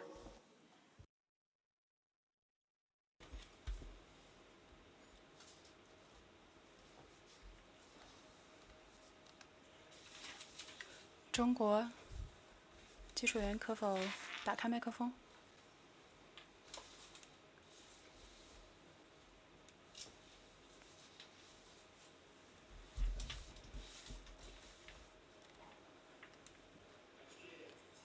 Thank you, Mr. Chair.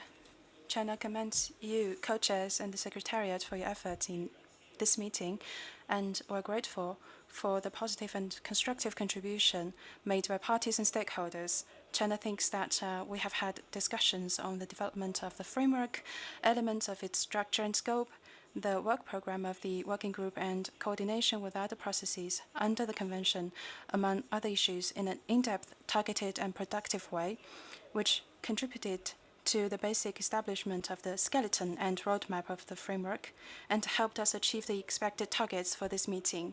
China has pledged to fund the second working group meeting. As mandated by the Convention, parties should focus on the 3 objectives of the Convention: keep up the political momentum and deepen thematic consultations to advance the process. We stand ready to continue working with the Secretariat and the co-chairs to identify issues in the development of the framework as early as possible and discuss possible solutions so that flesh would be added to the skeleton. China is currently studying the framework and its key elements closely, and would be glad to provide some technical support to global consultations and the work of the Secretariat and the co-chairs. At the same time, we stand ready to enhance discussions, coordination, and consultations with parties and stakeholders to facilitate the implementation of the work program identified by this meeting and to advance negotiations. China will give due considerations to hosting several high-level informal thematic consultations in our country. We will fully cooperate with Colombia, the host country of the 3rd working group meeting, on transition matters, and further strengthen exchange and cooperation with social organizations, business, and other stakeholders to seek broader understanding and support. With regard to the implementation of the framework, China is willing to put forward an updated draft on NBSAP based on the progress of the negotiations prior to COP15, and publish and implement it as soon as possible pursuant to relevant requirements once the framework is finalized, we will also advance the Sharm el-Sheikh to Kunming Action Agenda to better support the adoption and implementation of the framework. COP15 will be held in Kunming, China in 14 months. China will fully fulfill its host country agreement and contribute to the international community's effort in reaching a new global biodiversity governance framework.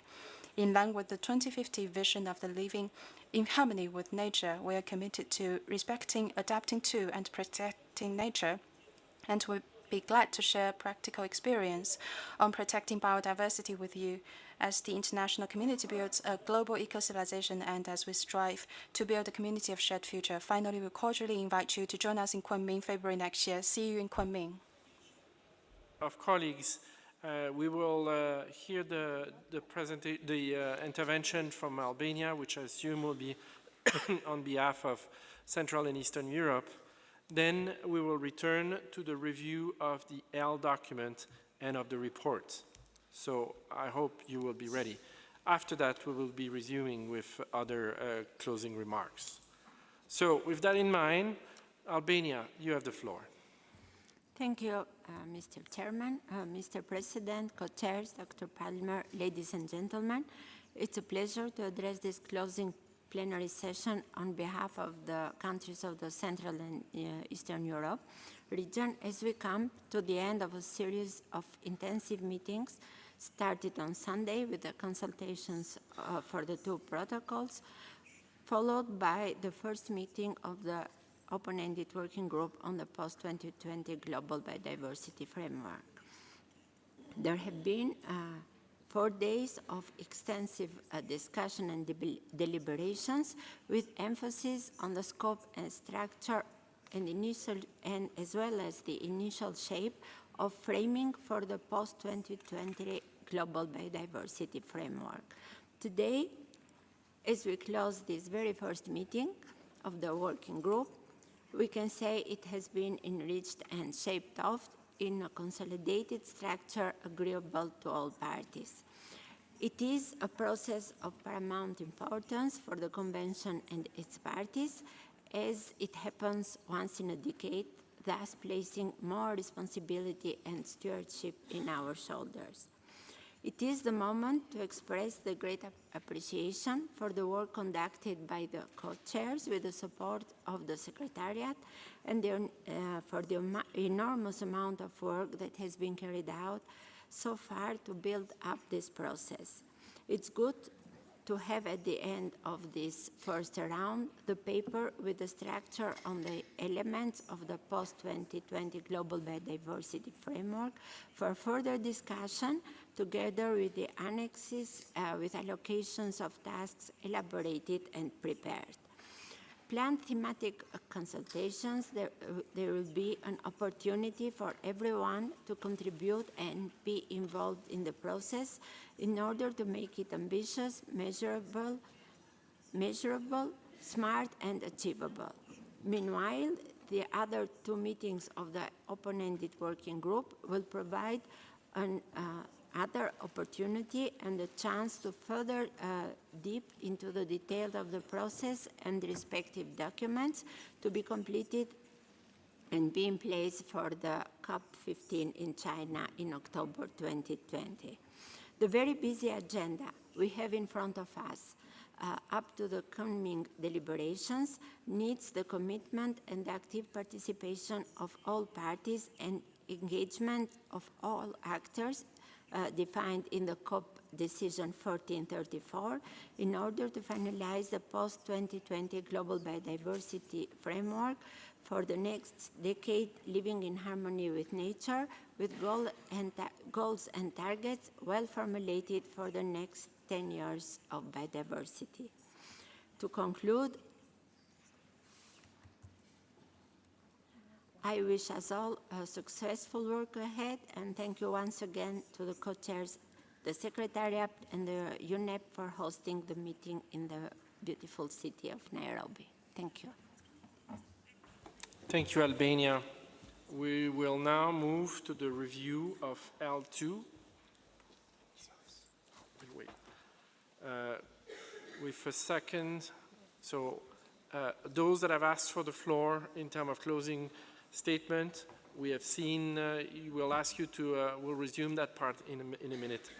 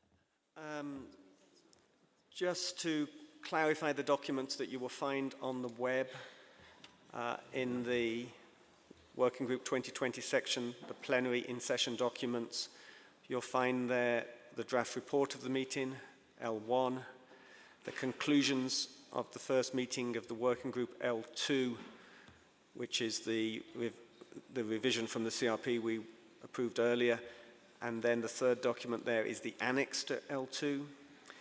And the fourth document there, called Possible Elements of a Post-2020 Global Biodiversity Framework for Further Discussion, will become Annex 1. So that, of course, that document hasn't changed. It's the same document that it was agreed to annex to the report this morning.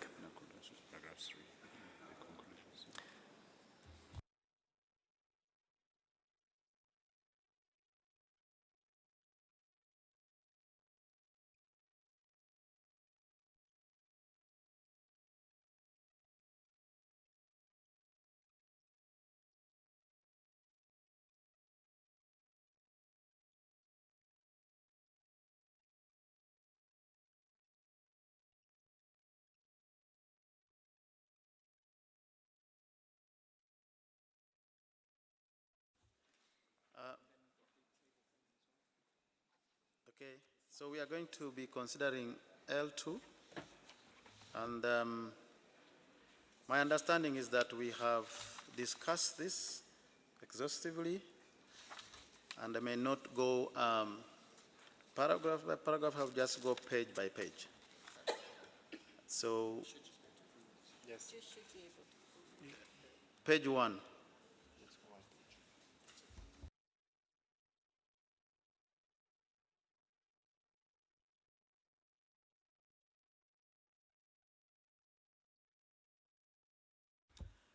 I take it we have adopted that page. We go to page 2. I'm sure you have some paragraphs of interest, so just check that.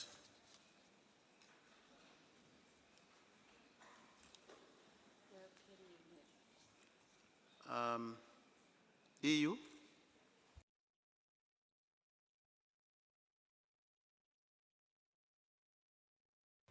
Please give the floor Yes, to EU. thank you. One issue here, I'm just issue of wording. This needs to be double checked. I mean, para 9, Mr. Anderson noted on the first line of arresting biodiversity loss. I think she referred to halting. So that's the only thing I have on this, but that needs to be double checked with herself, but I doubt she said arresting biodiversity loss. No. EU, we are on L2.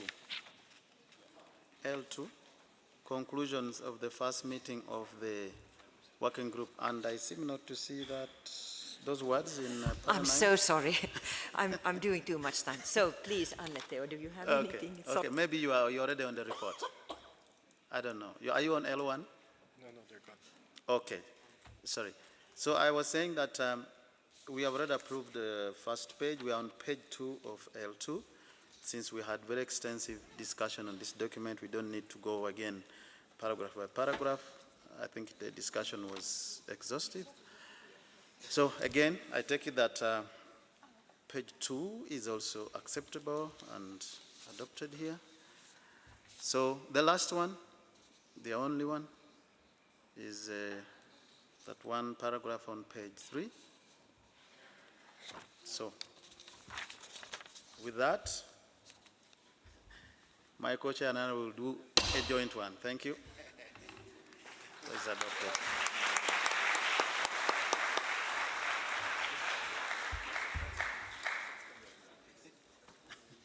Thank you. This now takes us to the approval of the report, the document CBD WG 2020-1-L1. European Union, you have asked for the floor.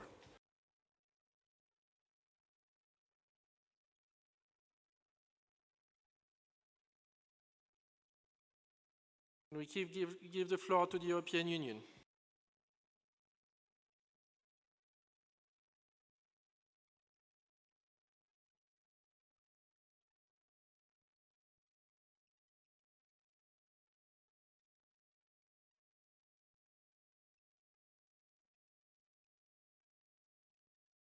Technician, can you give the floor to the European Union?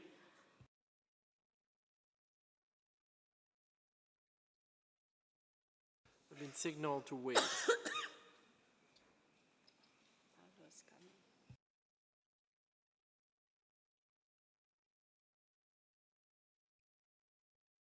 There is a technical problem. Bear with us for a second.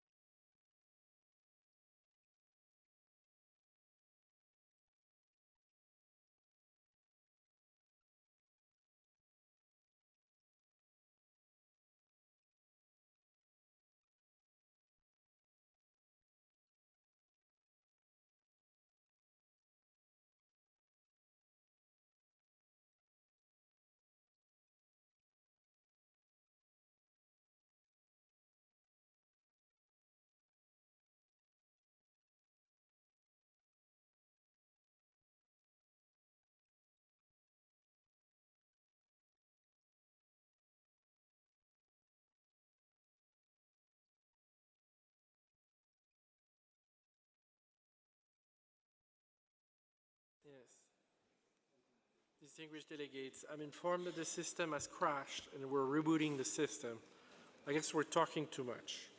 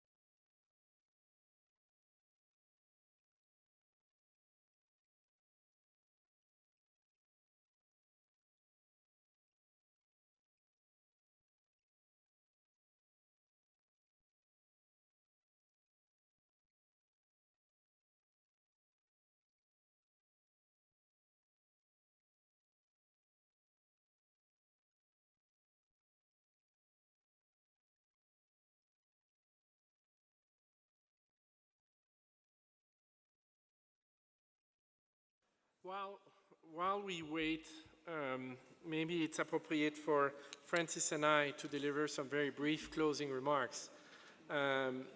We want first to thank you all for your good spirits and your spirit of participation. Second, we want to express our heartfelt thanks to the Secretariat for their extraordinary work. And some people have been working through the night. They have always been pleasant and composed with us, even if we were asking for a lot. So I propose we all thank the Secretariat.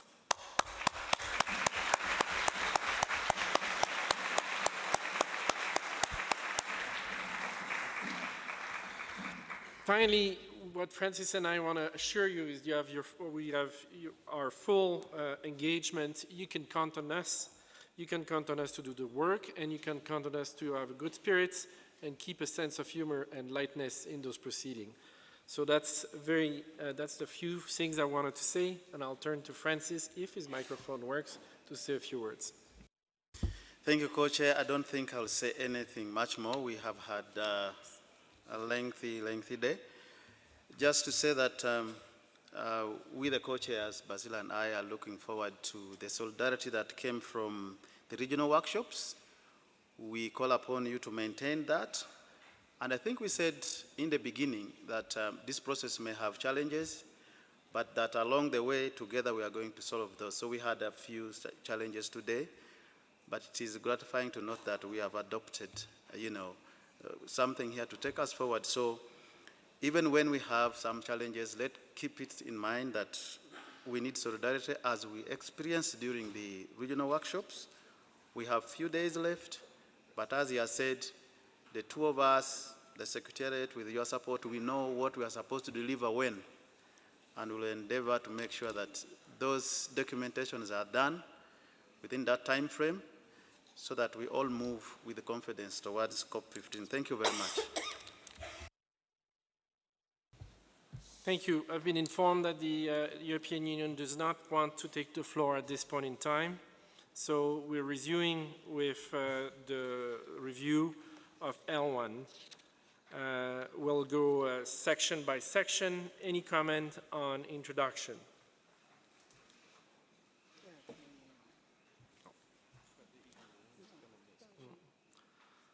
Thank you. This is adopted. Moving to item 1, opening of the meeting.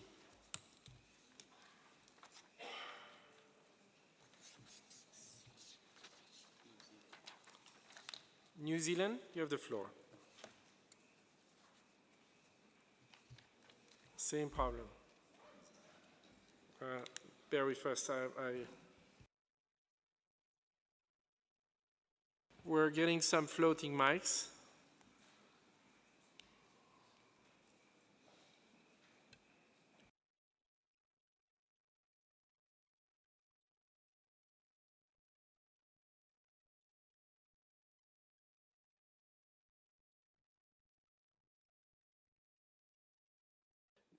New Zealand, could I indulge you and come to the podium to deliver your remarks?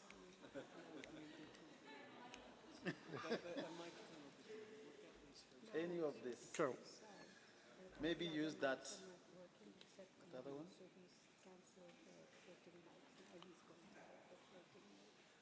So.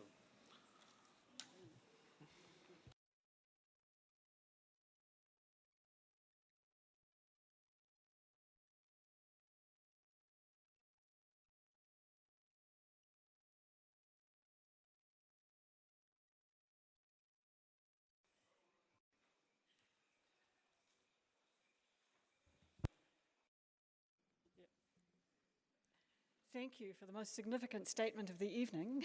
So, small technical point, I think, in paragraph 10 of that, on that page, just to clarify that the statement made by New Zealand was on behalf of Australia, Canada, Iceland, Israel, New Zealand, Norway, and Switzerland. If you wouldn't mind correcting that. Thank you very much.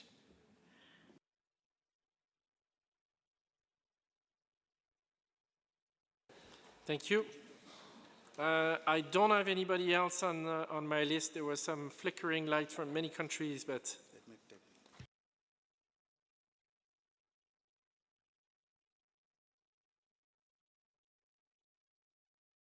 If I see you, I call you here. You'll have to identify yourself then.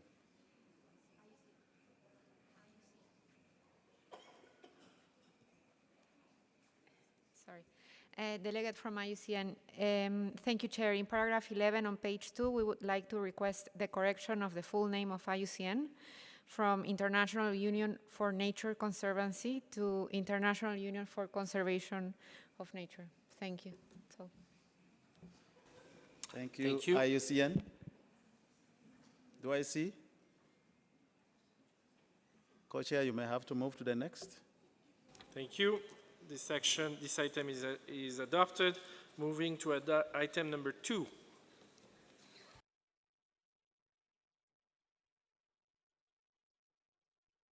Want to make any intervention? You just walk here. I don't seem to see, so.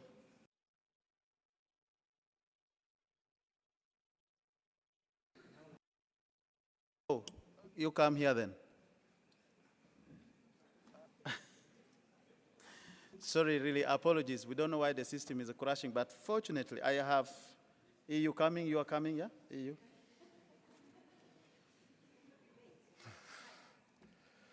Item 3, European Union. This is good. We're getting some exercise.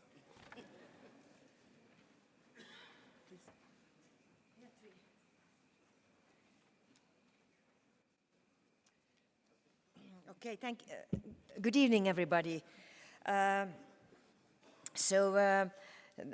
small issue here on having... نقطة صغيرة هنا وينقطع ميكروفون المتحدثة. Oh, this is it. I'm not touching anything.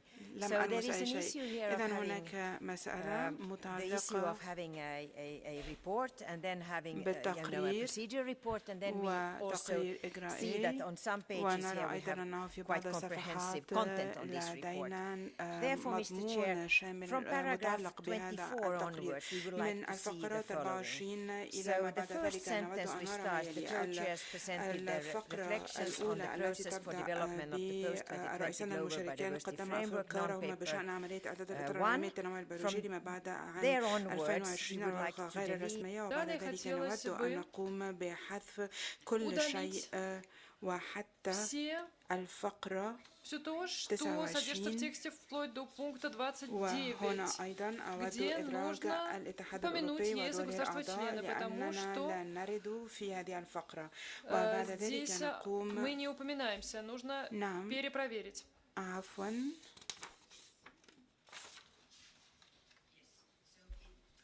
Повторяю, удалить текст вплоть до пункта 29.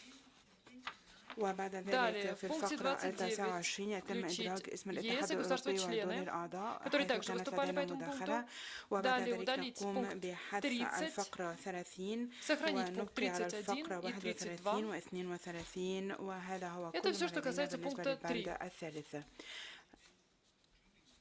إذن الحذف بما في ذلك الفقرة 28 نعم يتم حذف الفقرة 28. Ну что же, прекрасно. У нас тут театральная постановка перед нами разворачивается. Есть ли возражения по отношению к предложению Европейского Союза? Боливия, пожалуйста, выйдите на президиум. Председатель говорит, что система работает. Спасибо. Боливия, очень приятно выступать с места. الأمر غير واضح لماذا نحتاج إلى حذف كل هذه الفقرات. Perhaps if you can give us the rationale on that. Now that the European Union's got some exercise, and they can tell us why they are suggesting this. Okay, thank you.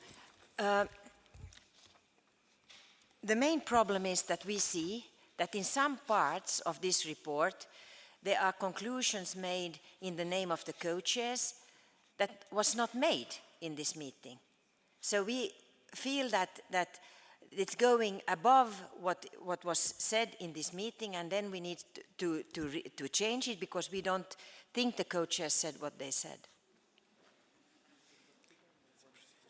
It's a procedural, issue. So we think this is a procedural document referring to the issues, and then in the annex we will have these clusters, but we have otherwise we need to have a process on how to comment on this. But we see that there are issues in the report now which goes over our understanding even on what was discussed in the room.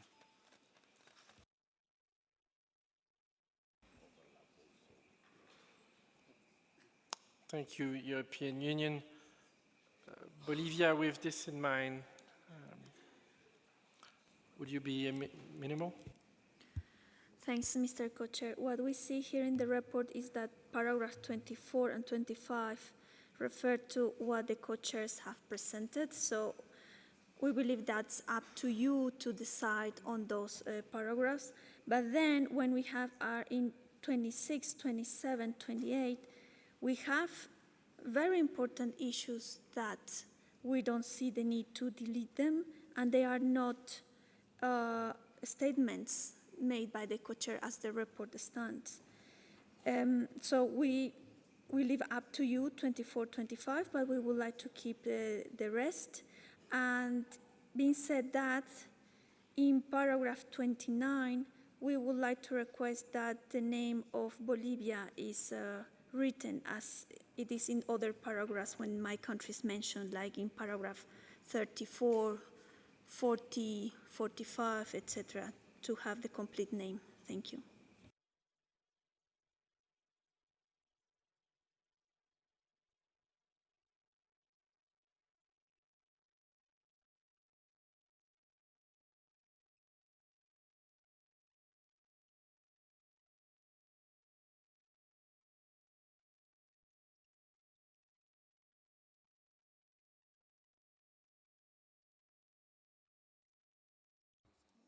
Just consulting a bit.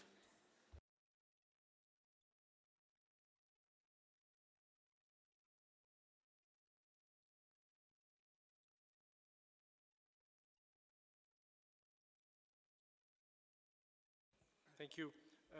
Thank you for your patience. On the spelling of the name of your countries, we will make the necessary adjustments.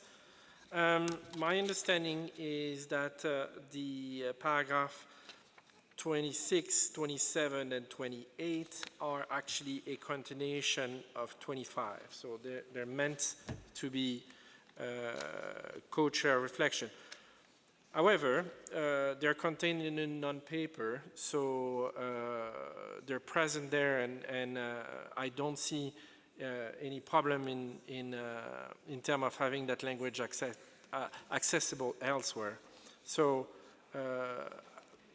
in the spirit of cooperation, I would recommend that you, Bolivia, that you accept those be withdrawn, deleted as per the EU request.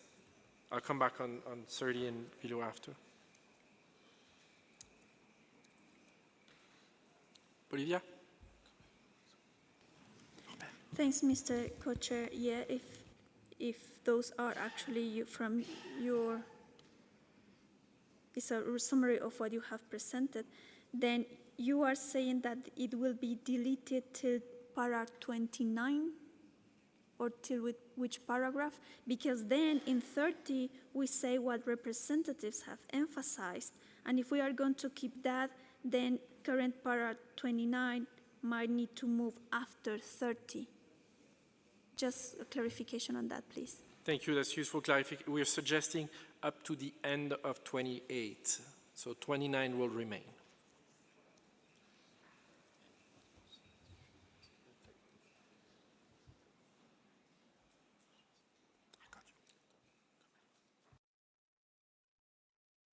So we're going to turn to Cameroon, followed by Argentina. Thank you, Mr. Chair. I do want to agree both with EU and Bolivia that there is an issue here. And it arises from the reporting pattern. At the beginning of this session, we were made to understand it was not a negotiation, so it was not an issue of accepting what was presented or not. We are of the opinion that a lot of what has been presented from, I think it's from 25, there is a mix of what parties said and what co-chairs think. A report does not need to tell us what the co-chairs think, except they separate the paragraphs.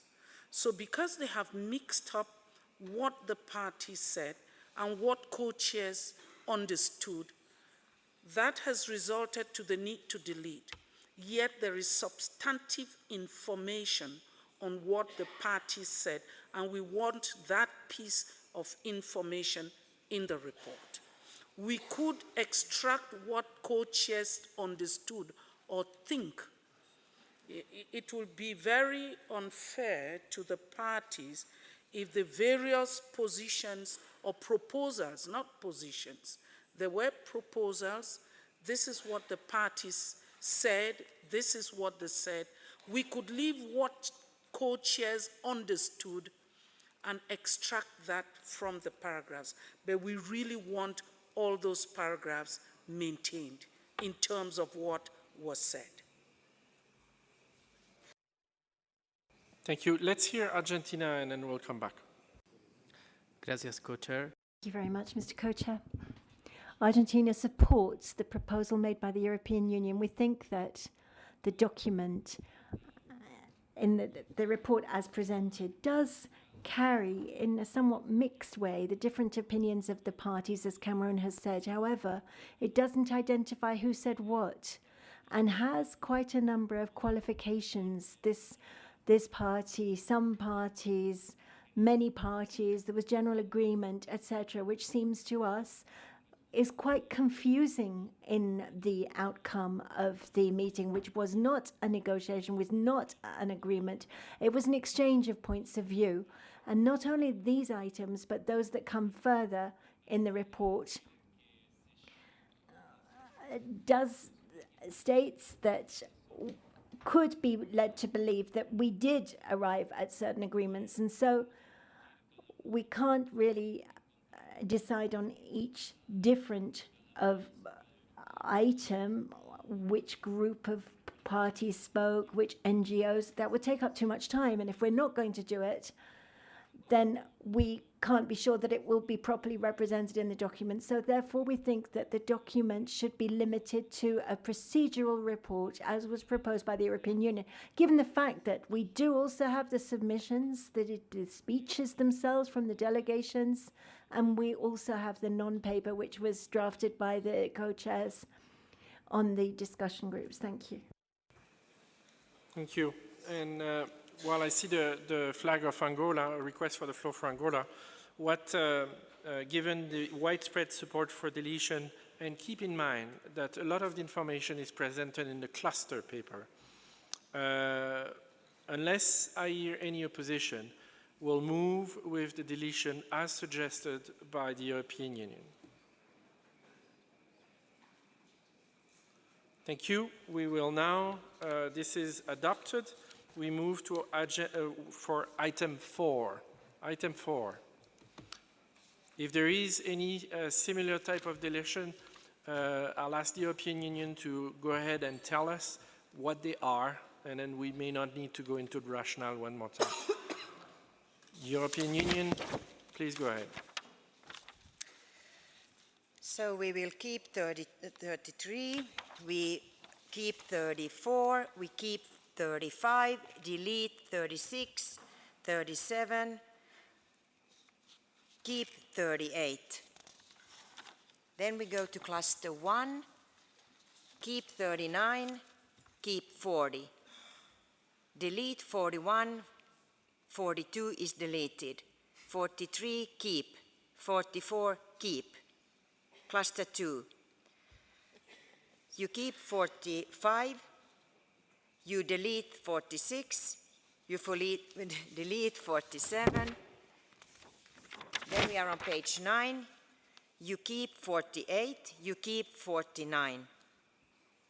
Cluster 3, keep 50, delete 51, 52, 53, 54,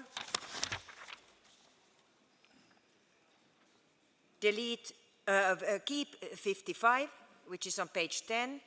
You have deleted in front of that. Then cluster 4, you keep 56, you keep 57, you keep 58, you delete 59, 60, 61, page 11. You keep 62, you keep 63, you keep 64. Then we are on item 5, Mr. Chair. Thank you very much. I have requests for the floor from Iceland. Iceland? Yes, thank you, Mr. Chair. I would like to make a small suggestion of correction, a small one for Iceland, but it might be a big one for the EU. In paragraph 40, in unchanged version, in the third line, we have the country Ireland. I don't know if they've acceded from the EU, but this should be Iceland. Thank you. We are always happy to see island states looking after each other. This is well noted. I have Colombia followed by Cameroon.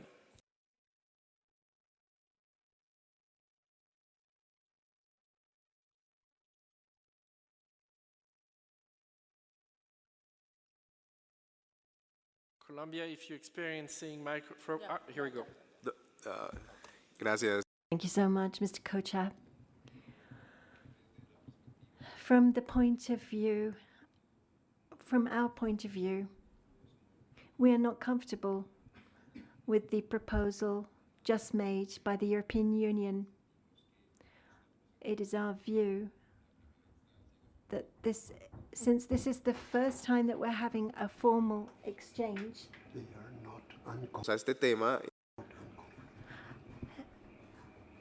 apologies, we are comfortable with this approach. We do need to have the substantive decisions that came out as a fruit of the discussion.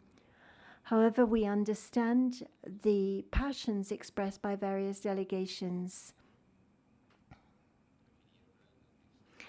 as they referred to the text before. In terms of cross-cutting text, we do understand that this is not a consensual vision and different formulae could be used. These are views, some parties, some views, some states. There are many different alternatives to show that this is simply a report of the meeting. However, it contains a series of very important messages from the participants who participated in the discussion, and these are the basis for the outcome that we have of the meeting, which is the non-paper and Annex 1 for us to work on. And so we cannot support the proposal made by the European Union.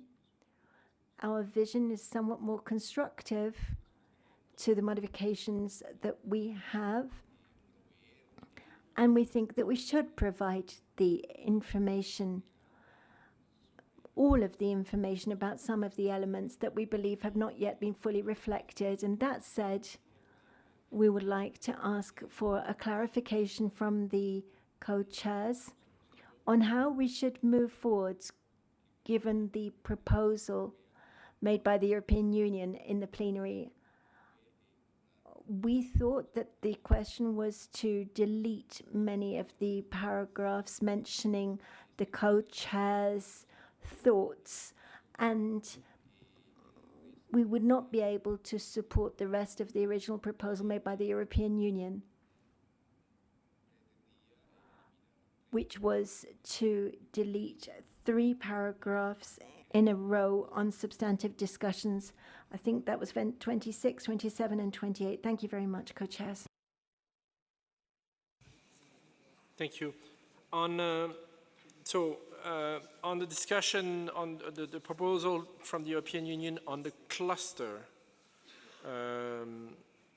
I think it's important for all of us to be conscious that all that information is captured in the document called Views Expressed in Plenary on Cluster 1, 2, 3, and 4. All that is captured there. So I feel you should be quite comfortable that those views are there, and deleting them from the report is not losing any of that. So just to start from that, is that an appropriate way of looking at that?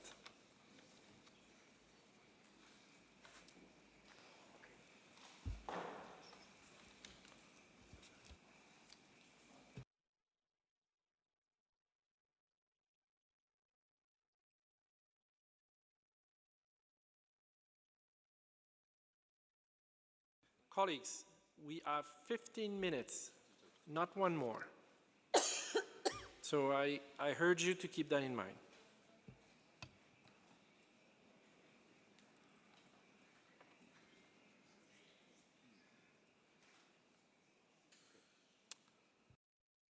Okay, European Union. No, thank you. And as a reply to our friend from Colombia, the issue is that I think we need to have a procedural report.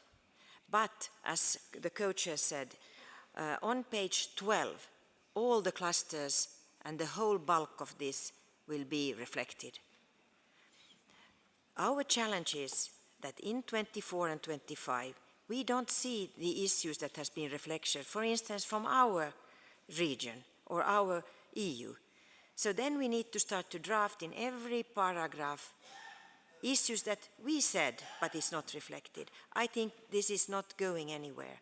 So please, could we have maybe a procedure report, which is very dull, but it needed, and then in this annex, which start on synthesis of views, we have everything from cluster 1 to cluster, this rich discussion, which is really important to keep. But I just want to ask, is that the intention from the co-chairs, to have a full-fledged report on the discussion, which we doesn't see here, which I think is really important to keep. And then we have this procedure issue, which I have tried to have a clear line that we have a procedure report and a content, which is here in this annex that you have been mentioned on page 12. So in fact, I think our initial intention was to have a substantive report, but now we're quite comfortable with a procedural report having captured the discussion in those views expressed documents. So for us, it is exactly the same. The views are captured. We can use them to draft 0. So we're quite comfortable with the proposal from the European Union. Colombia, the floor is yours. Gracias, señor. Thank you. Thank you so much, Co-Chair. I'd also like to convey my gratitude to the delegate of the European Union for her clarifications. We are currently reading the annex where the information on the summary should be included here about the different statements made by the parties. We see this as another alternative. However, Colombia would like to include a number of elements which have not been included in the report thus far. Once we have included this information in the proposed annex, these elements will remain on the margins. They'll be excluded. It would be important to ensure that these recommendations are sent in writing, and that way they could all be incorporated in the summaries of the points of views of the different parties. This in the document which will be annexed, or rather the annex which will be added to the document. Thank you. Thank you, Colombia. Yes, indeed, you can provide some addition to those views documents through the Secretariat. I see approval from Colombia. Iran, you've requested the floor. Please be brief.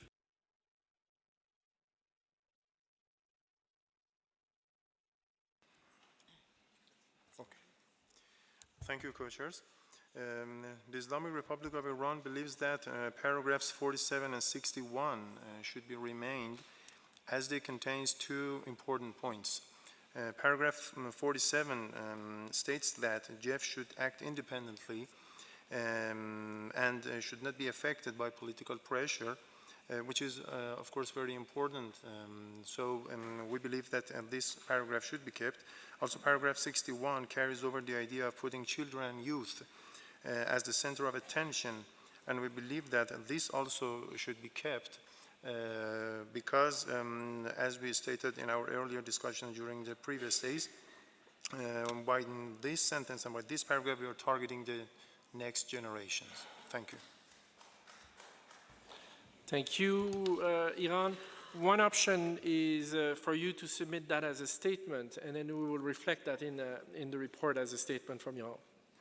So I see you nodding, so that's a solution that is acceptable to you? Thank you for your understanding. Cameroon, you have the floor. Thank you, Chair. We, however, just feel concerned that we may be making comments when we hear the Chair already resolve the issue, but we would have loved to make our comments before we know the position we want to take on the EU's proposal. It may be good you get the different opinions and we have a consensus understanding on how we want to move forward. The reason being that we understand the EU's proposal in another form, but as again I said, I think it's an issue of the option for the reporting. The EU's proposal, to my understanding, is that the summaries don't appear there, but just the statements were made, and with the understanding that the summaries will appear in the clusters. That's an option, if we wanted to go that route. But if we are called upon to adopt a document, and in that cluster there is nothing, I'm comfortable with the option given to me. And I think this is fundamental, Chair. I'm not going to adopt a report with a blank statement on views expressed when I see some views. I agree with the EU, maybe their views have not been taken on board, but we should rather work towards integrating those views than removing the views and getting us adopt a document with no views that will come later. We're not comfortable with that option. So I think it may be important for us, this being our first working group, to agree on the methodology of reporting. I think it's important. So in the body of the document, just the statements, and then we have a paragraph on the views, and we discuss the views. But today, and given the lack of time, it may be difficult to follow the EU option. We will not adopt a document with clusters that don't have a summary to guide the co-chairs. Thank you.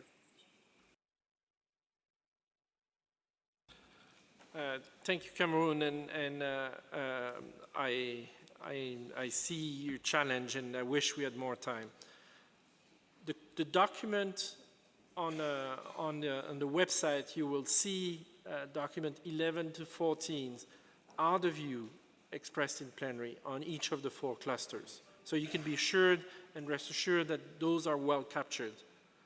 I think this discussion has been useful in guiding us for the future, and I appreciate the flexibility of colleagues in ensuring we can advance on that road.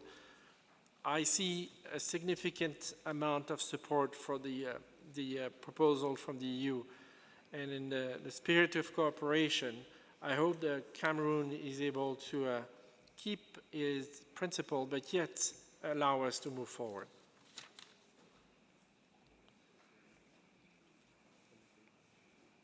Bolivia, you have the floor.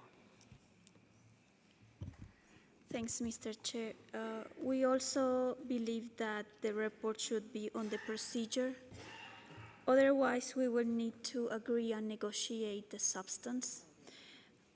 However, we agree also with Cameroon that the process has been confusing, and to have this document with these mixed elements perhaps is something that we should avoid in the future to not have these delays. And being said that, we would like for two clarifications. One is to go once again slowly, which are the paragraphs that are suggested to be deleted, just to also for us to record it in on our documents. This is one. And second, and apologies is perhaps the tiredness, but I didn't understand how our comments are going to be summarized in a document. If is the secretary going to make this summary, or they are just is going to be a compilation of our statements that are going to be uploaded online? If that's not been decided yet, we prefer the second option, that our comments are just compiled according to the clusters and then be uploaded in a whole document, because otherwise, how are we going to review the synthesis, or you have a procedure for the review of the synthesis? So as you can see, there are some things that are very still unclear to us. Thank you. Thank you, Bolivia. Let's take your second point, and then we'll come back. I think it's a very legitimate request to reread, so we'll do that in a second. On your second point on the comments, one option is to upload on the website all of the comments made. And I see nodding. Personally, I would quite like that. It's a good reference tool. So if that's working for you, we could do that and have all the statement loaded on the website. I see nodding. Perhaps in terms of going through the deletion and acceptance quickly, can I ask the European Union to do so on that item?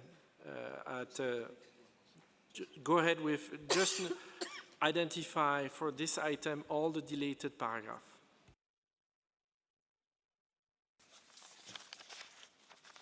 Thank you, Mr. Chair, and apologies for maybe going too quick through. So you would like me to go through item 4, or do you want me? Item 4, thank you.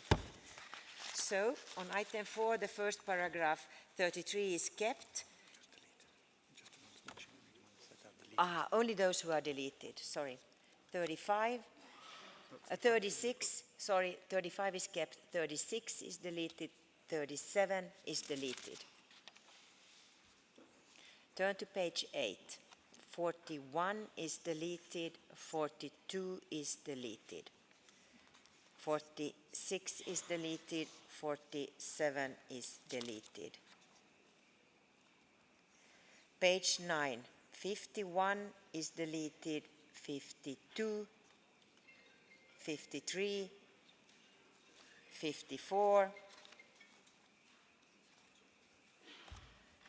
59, 60, 61, that's item 4.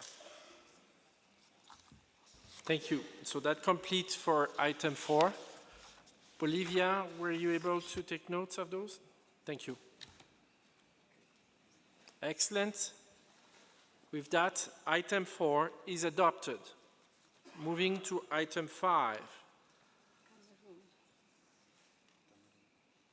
Cameroon. No, it's good. Okay, thank you. Bolivia. Thanks, Mr. Chair. In paragraph 65, there we are referring to the annexed to the note, is how it says. But here we believe that we need clarification that this paragraph refers to only Annex 2, not to the 2 annexes. And in addition to that, we would like to suggest that another paragraph that refers to Annex 1, in the terms that it was presented as a compilation of the co-chair's summary as a preliminary views, and the amendments and suggestions by parties are not reflected in Annex 1 at this point in time. That's for us, that's very important, these two clarifications in relation to these two annexes. So the last thing I mentioned about Annex 1 will be 65 bis. Thank you.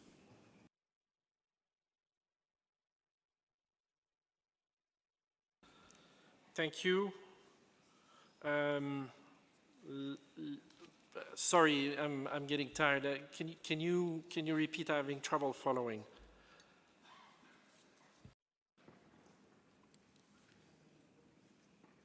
Yes, thanks, Mr. Co-Chair. What I was saying in paragraph 65, that when we are working, when we are mentioning about the future work program and the allocation of tasks and, and all these aspects, they refer only to Annex 2. They don't refer to Annex 1. And as the text stands now, it's putting together all annexes because it says annexed to the note. So that's what my suggestion is that here we make explicit that refers to Annex 2. This is one thing. And the second thing is that we include paragraph 65 bis, in which it is clarified that Annex 1 was presented as a compilation of the co-chair's summary as a preliminary views, and the version included in this report does not include the amendments and suggestions made by parties during the plenary. Thank you. Thank you. And your first point, I think we will be doing the rewording. It's maybe not the best way to use a passive. On your second point, 65 bis, we're wondering whether it should not be under item 4, like a 64 bis. Because it's item 4. Yeah. Please. Thanks, Mr. Co-Chair. Future work program, the whole document that contains conclusions and Annex 1 and Annex 2 is under item 5. So we don't see why it should go as 64 bis, or perhaps I am confused. That's quite okay, Bolivia. We'll go with 56 bis. I am seeing the sign that we really don't have a lot more time, so unless there is any other point on 5, European Union. Thank you, Mr. Chair, and my indulgence, this is my last intervention for sure. 68 is deleted from item 5. Thank you. Para 68. Thank you. I'm informed that the interpretation will stop now. So if we want to continue, we'll continue in English only. We're almost done, so we should be there very shortly. Thank you. Cameroon, over to you. Thank you, Chair. Cameroon has been a bit confused because we didn't know if this goes in item 5 or item 4.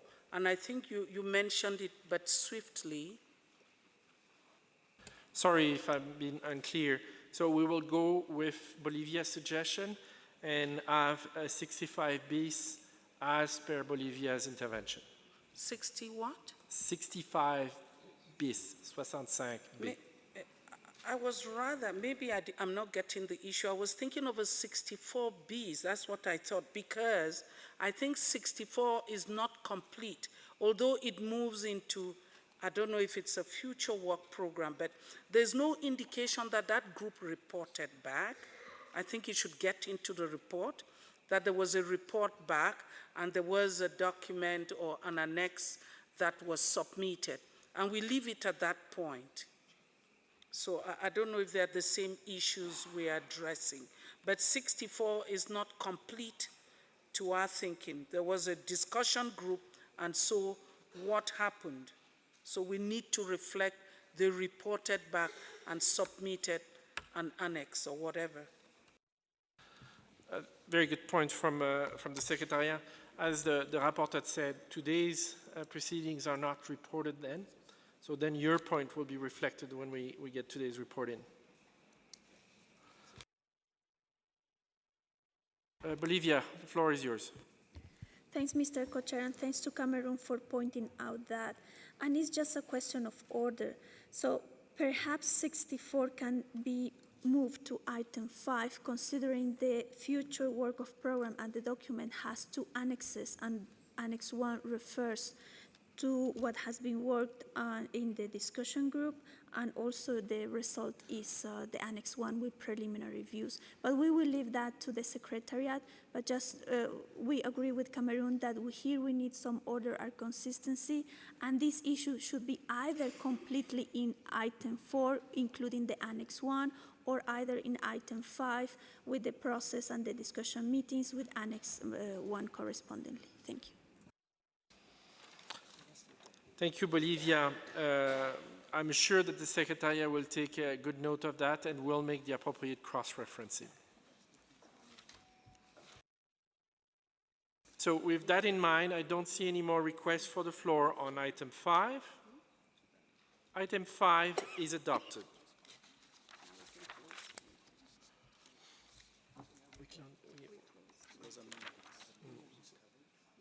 No, maintenant we do the closure.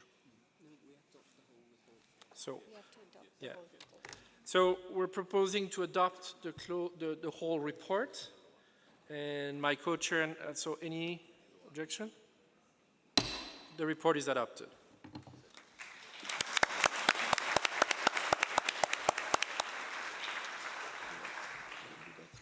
I'll pass now the floor to my co-chair. Thank you, co-chair, and thank you for those of you who have been able to keep with us here. It has not been easy, but I think we have completed what we wanted to do. And when we are going to gavel this meeting to the end, we are going to again do it together with my co-chair here, so that not only me or him gavels it to close it. So with this,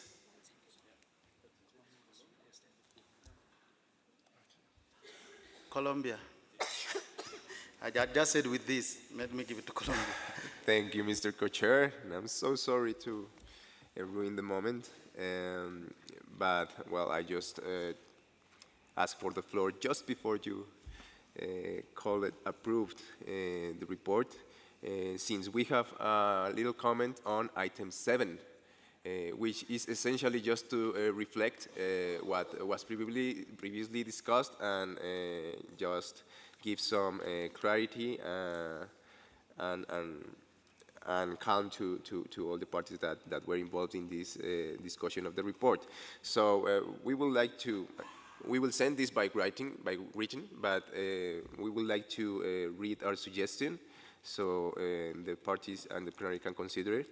And it will read: the present procedural report was adopted at the to be completed session of the meeting on to be completed on the basis of the draft report presented by the rapporteur with the CBD WG 2020-1L1. And this is an inclusion with a substantive report of the synthesis of views expressed for parties on the cluster addressed under agenda item 4 as an annex. It was also agreed that additional comments received from parties on this annex will be incorporated and published in the post-2020 website by the co-chairs with the support of the Secretariat. That will be our only suggestion that essentially reflects what was discussed. Thank you. Thank you, Bolivia. I am advised that now that, sorry, Colombia. We're all friends. Thank you, Colombia.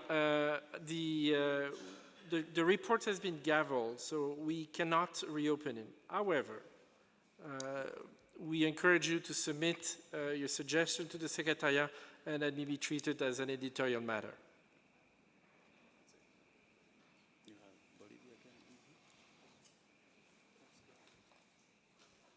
The real Bolivia now.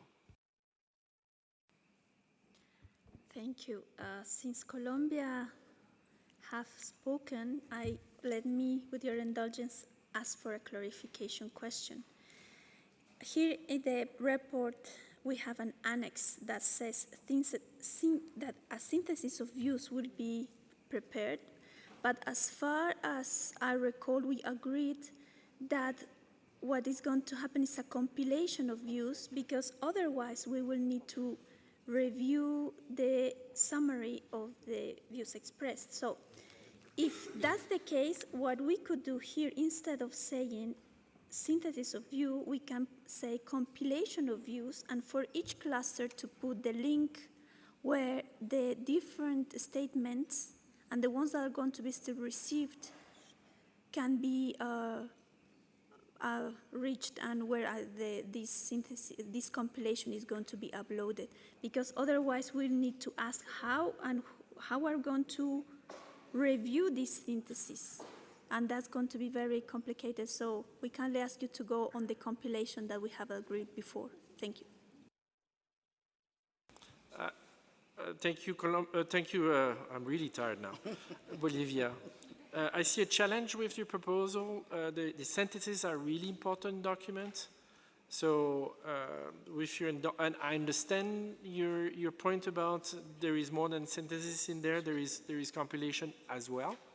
So please send your comment in, but we would find a way to keep the two concepts together. European Union, I'm sure you have some very nice and short closing statement. Thank you very much. I wanted to say that we fully support Bolivia on this point. We were not negotiating here, at least we were also not asked to negotiate. So if there's any report on it, it should be a compilation of all the views, actually, as we said, and a synthesis would be only acceptable if all our views are in it. It doesn't work. So we would really much more prefer the solution that was already agreed, to have all the submissions available. Thank you. So as long as we're happy of the cluster's information be there as a non-paper, we can go along with that. Yeah, and we'll delete the annex paragraph. I see Bolivia nodding. I see the European Union with hands in the air. Okay. Very quickly, European Union, can you go along with that suggestion? Once? Going twice? Okay, thank you for your indulgence and your spirit of cooperation. We're finishing up with this. Back to my co-chair. Okay, I think you see my hand's even weak. With this, we now declare the first meeting of the open-ended working group on the post-2020 Global Biodiversity Framework closed.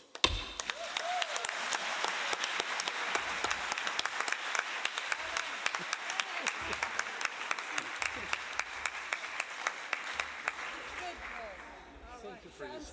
Yeah?